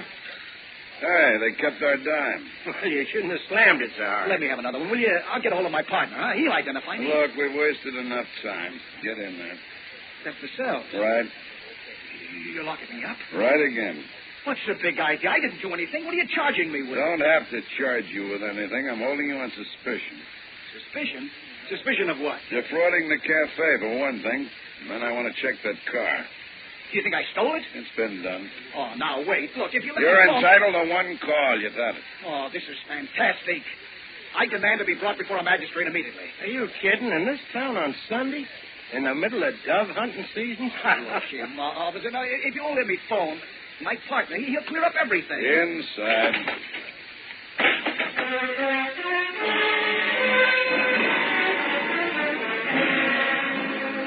It was one big room. Along one side of it ran 3 barred cubicles, each just large enough to hold a bunk. 2 of the cubicles were opened, and the occupants, a couple of sodden, bleary-eyed drunks, lounged in the open space on a wooden bench that was the only furniture. A sickening odor cut through the disinfectant smell of the place. Hey, welcome to our jail. Think part of the Santa Nueva Valley, hey, Slim? You said. What's your beef, John? Suspicion. Can you feature that? Suspicion. And they won't even give me a dime to phone. You mean you ain't even got a dime? No, you see, Yeah, that's too bad. Ain't it, Pete? Sure is. Wish we could help you out. Well, maybe we could at that. Hey, have you got a dime? Well, sure. I got 2 of them. Will you lend me one? Well, just one. I'll pay you back. I'll send you $10 just as soon as I can get out of here. Well, what's it worth to you, chum? I just told you, $10. Yeah, I know. It's high in the sky, though. What's it worth now? I mean, I can get me a pack of smokes for 20 cents. Give you a dime, I can't get me nothing. You got any smokes on you? No, I wish I had. I left everything in the pockets of my other suit, but... my wristwatch. Why didn't I think of that before? Well, what's the matter with it? There's nothing. Nothing's the matter with it. It's worth $50. Here, you look at it. It's yours for 10 cents. For one thin dime. Look, what can you lose? There must be something wrong with it. Is it hot? Hot? You mean stolen? Of course not. Well, what you offering it for a dime for? I want to get out of this filthy place. Oh, you don't like our company, is that it? If you want to put it that way, no, I don't. Hey, what do you think of that, Pete? That man, he don't like our company. We don't smell good to him, so. Well, now, ain't that just too bad? What do you think of that, Mr. Phillips? He don't like us. Have you got any dimes, Mr. Phillips?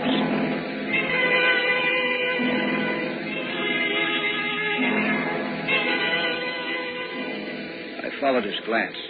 For the first time, I saw deep in the gloom of the locked cubicle the face I'd seen on the front page of the newspaper. The face I'd said that I wouldn't want to run into close. Well, it was close. And I was glad that there were bars between us. Of course, now, us guys, we ain't much. Yeah, but Mr. Phillips here, now, he's a big shot. He robbed 4 banks and broke out of 2 jails. Killed a man, too. Sure, we're just bags, but Mr. Phillips, he's going to the hot seat. They're coming to get him and take him back to Nevada and burn him. No, Petey, they don't burn him in Nevada, they shoot him. Ain't that right, Mr. Phillips? Mr. Phillips don't want to talk about it. Well, Mr. Phillips don't want to talk about nothing. Mr. Phillips ain't very sociable. Just like this stiff. Oh, now, look, fellas, I didn't mean... Look, I just meant that I wanted to get out of this jail. Here, take the watch and give me the dime, huh? Look here, now, I'll tell you what. I'll match you for it. Match me? Yeah, a dime again the watch. Well, that's fair. And I got me a fair chance to get my 6, and you got you a chance to get your dime free. Yeah, but I'd rather... Take it or leave it. Well, all right. All right, now, you leave Petey hold the watch. I'll flip the dime on the floor and you call. Heads. Tails, I win. Hey, wait a minute. Get your foot off of it. How do you know it's tails? It's tails. Ain't it, Petey? Well, sure, it's tails, all right. Here's Wesley. Hey, what is this? Watch it, brother. You're not going to get away with this. Oh, get him, Pete. Don't. Yeah, that'll on you. This is for near me. Pete, don't. Hey, what goes on here? These... That ain't nothing. This new guy's acting Yeah, like it's just 2 guys. Quiet down and trying to get us in trouble, huh? No, look. Well, shut up. Okay. Kangaroo. I'll be judge, you be prosecutor. Right. All right, prisoner at the bar, stand up. I said, stand up. Cut it out. Yes. Shut up. Yeah, all right, Counselor. What is the prisoner charged with? Well, Your Honor, this man here is a desperate criminal. He's charged with breaking into jail, insulting his fellow boarders, poor sportsmanship, and fighting. He's a very dangerous character, Your Honor. Yeah. Guilty on all counts.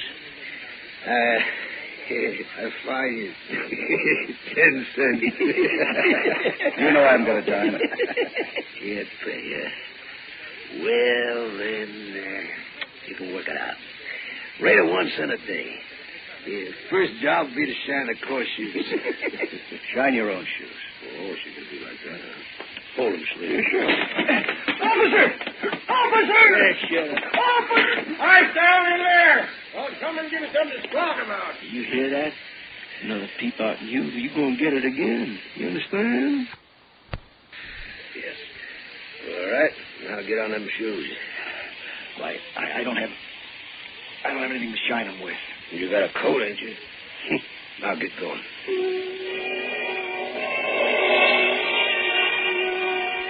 The next hours were unadulterated agony.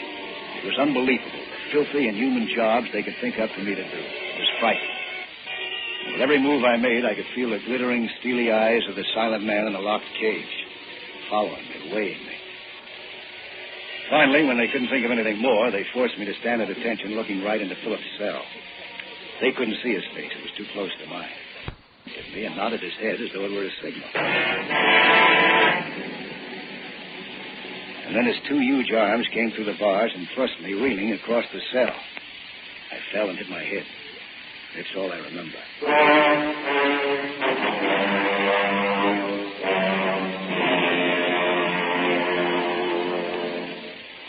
In a moment, we continue with Suspense. No parent we know has ever consciously dodged a responsibility to his children. That's why CBS Radio is sure you'll want to act now and learn what you can do about the crisis looming in our universities and colleges. Right now, our institutions are bursting at the seams. America's high birth rate points toward an acute emergency in education in the years ahead. If your children are to have the higher education they'll want and need in order to fulfill their adult obligations, we must all face up to the issue and do what must be done to make sure our colleges get the space, the equipment, and the trained personnel that will be needed. Like to have the facts of the situation, write to Higher Education, Box 36, Times Square Station, New York 36, for a free booklet entitled The Closing College Door. It delineates the problem clearly. It outlines what you can do to help remedy the situation. Write for your copy today. The address again is Higher Education, Box 36, Times Square Station, New York 36. And now, we continue with Chicken Feed, starring Mr. Lloyd Bridges. A tale well calculated to keep you in suspense. I don't know what time it was, 2 or 3 in the morning, and I felt a stealthy touch on my shoulder. I opened my eyes. I was still on the stone floor, and Phillips was bending over me, holding a revolver. I started to speak, but he clapped a hand over my mouth. Shh, you fool. Want to wake them punks. Get up quick and be quiet about it. I glanced quickly at Phillips' cell. It was open, and so was the door to the corridor. He pushed me out and locked the door behind us. In his office, bound and gagged securely to his desk chair, Sergeant Ross glared at us. The empty holster at his side told where Phillips had got his gun. Here. Which is the key to your car? This one. Okay. Take it and let's move.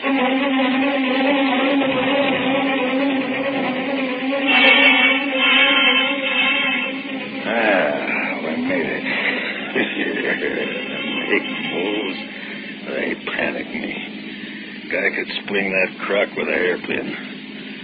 You nearly done a fine job of lossing things up. What happened to you getting thrown in the can in the middle of the day? Huh? They picked me up on suspicion. No, it wasn't supposed to be till midnight tonight. What? And all that phony kid stuff about the dime. Dime? Yeah, all that double talk. When all you had to do was slip me the word that Jerry Diamond sent you. Served you right the way them lushes treated you, acting like a dyed-in-the-wool square. Jerry Diamond. Diamond. My numb brain slowly put the meaning of his words into shape. He thought that I was an accomplice, sent by a partner to help him break jail. But all my screams about a dime had been nothing but a signal to him. A signal that I came from Jerry Diamond. I cast a quick glance sideways at the revolver held loosely but ready in his lap. At the eyes that never lost their iciness even when he laughed. It wasn't hard to guess what he would do when he found out his mistake. Jerry, you got the hideout set up? Yes. Where is it? The hideout? The hideout. We're going to Jerry's place first, right? Then what? Well, I'll take you to Jerry's, and then he'll take over from there. How far is it to Jerry's? Can't be more than about 5 miles, is it? Well, it's a little behind you. What's the matter? There's a car following us without lights. Where? I don't see it. What? Hey, what's the big idea? You trying to cross me? I couldn't help it. My foot slammed on the brake. That car. We've got to get out of here. All right. Go ahead. Get it started. Come on. All right. I'm getting out till that car passes. You make for the other side, and no tricks. Just to make sure, I'll take this key. I made myself a chance, and I took it. I slipped out of the car on the other side and ran across the fields until I could run no more. After a long time, I found a road. And after a while of tramping along that road, a dark shape loomed up before me, a gas station. And through the glass, I could make out the outline of a telephone. I tried the door. It was locked, of course. But I found a tire iron and sprang the latch. I ran to the phone to make my call. And then I saw the coin slot, gaping at me like a laughing mouth. In a rage, I shook the black box. I could hear the dimes inside, behind a sheet of metal no thicker than a playing card, yet as inaccessible as the moon. But there must be some money in this room. My eyes focused on the battered desk. There was some change in it, and a couple of dollar bills. The kind of money that a man will leave as a sop to possible burglars. Burglars? That meant me. Carefully, I abstracted a single dime and went to the phone.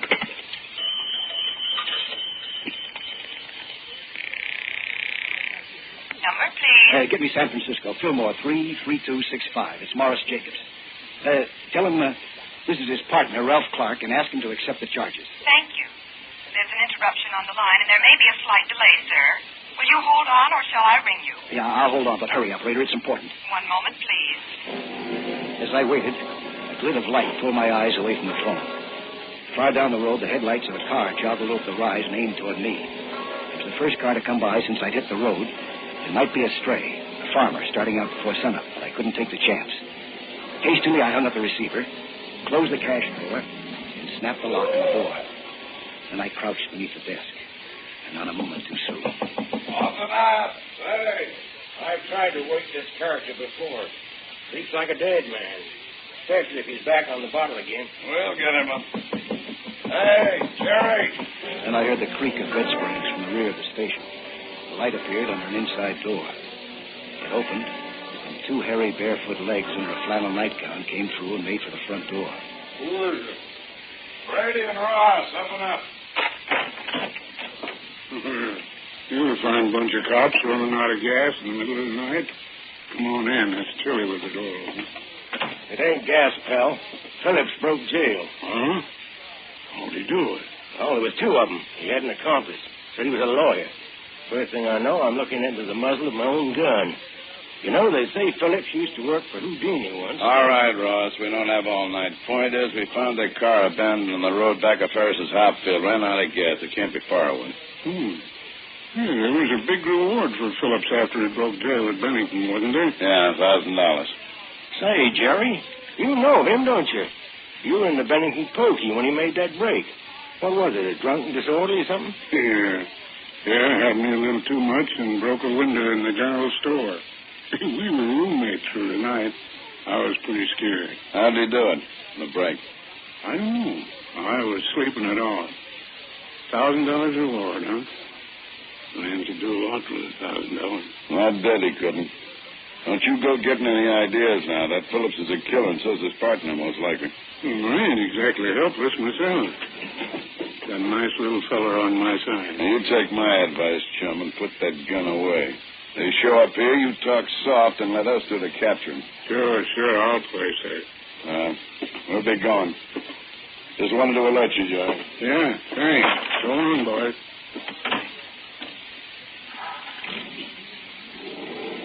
All right, you. Come out from under that desk. Come on out, I say. This gun's getting mighty nervous. Now, get your hands up. Stand over there. Now, look, mister, I'll do the talking. Who are you? You gotta believe me. I'm not a criminal. I'm a lawyer. Oh, so you must be the other one. Keep them hands up. I got into this by accident.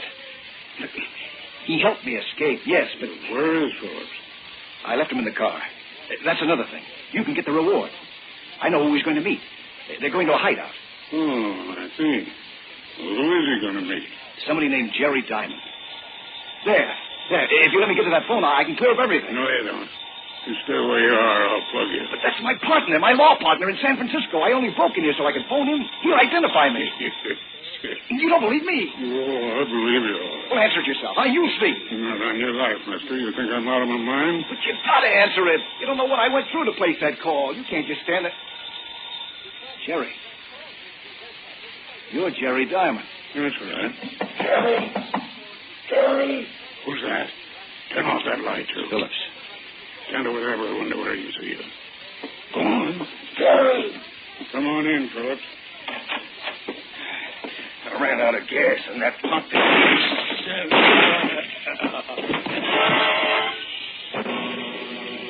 It happened so fast that for a moment I had no reaction at all. None. I just watched it. Watched Phillips holding his chest with both hands. Watched that giant body twist convulsively on the floor and then lie still. Watched Jerry bend over him and then straighten up. Then as he turned grinning, my emotion, my feeling came back. And what I felt was seething, overpowering rage, fury.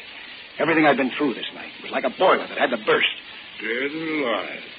I just made me $1,000. You foul, stinking old man. Huh? You're worse than he is. Shut up. Maybe I'll get a reward for you, too.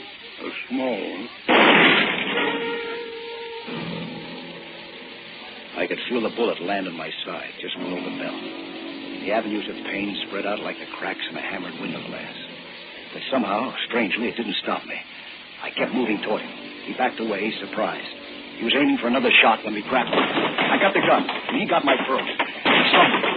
I held onto his hand that was holding the gun. I wouldn't let go. And as he fell backwards from the chair, I was on top of him. And as we threshed around there on the floor, I brought his hand up suddenly and smashed the gun into his face.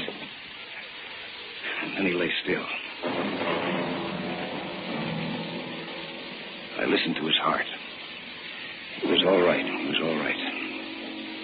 Then I realized that I was all right. Yet he'd shot me, hit me. I should be lying there on the plank floor instead of that grotesque heap in the shapeless flannel nightgown. I felt my side where the bullet had struck. Brought my hand away. There was no blood on it. There should be blood. Touched the spot again. I fingered the contour of something small and hard and round. I pulled it out of my watch pocket. A dime. A dime. The 10th part of $1.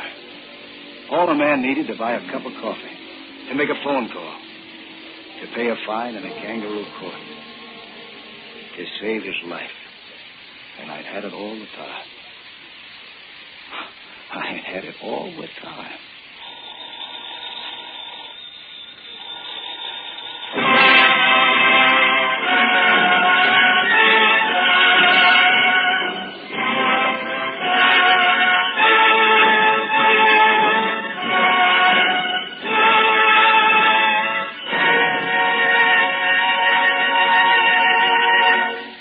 Suspense, in which Mr. Lloyd Bridges starred in William N. Robeson's production of Chicken Feed by Lawrence Goldman. Listen. Listen again next week when we bring you Francis Letter in Escape to Death, another tale well calculated to keep you in suspense. Supporting Mr. Bridges in Chicken Feed were Amzie Strickland, Betty Groveley, Ted DeCorsia, Lou Krugman, Jack Crucian, Charlie Lung, Lou Merrill, and Dick LeGrand.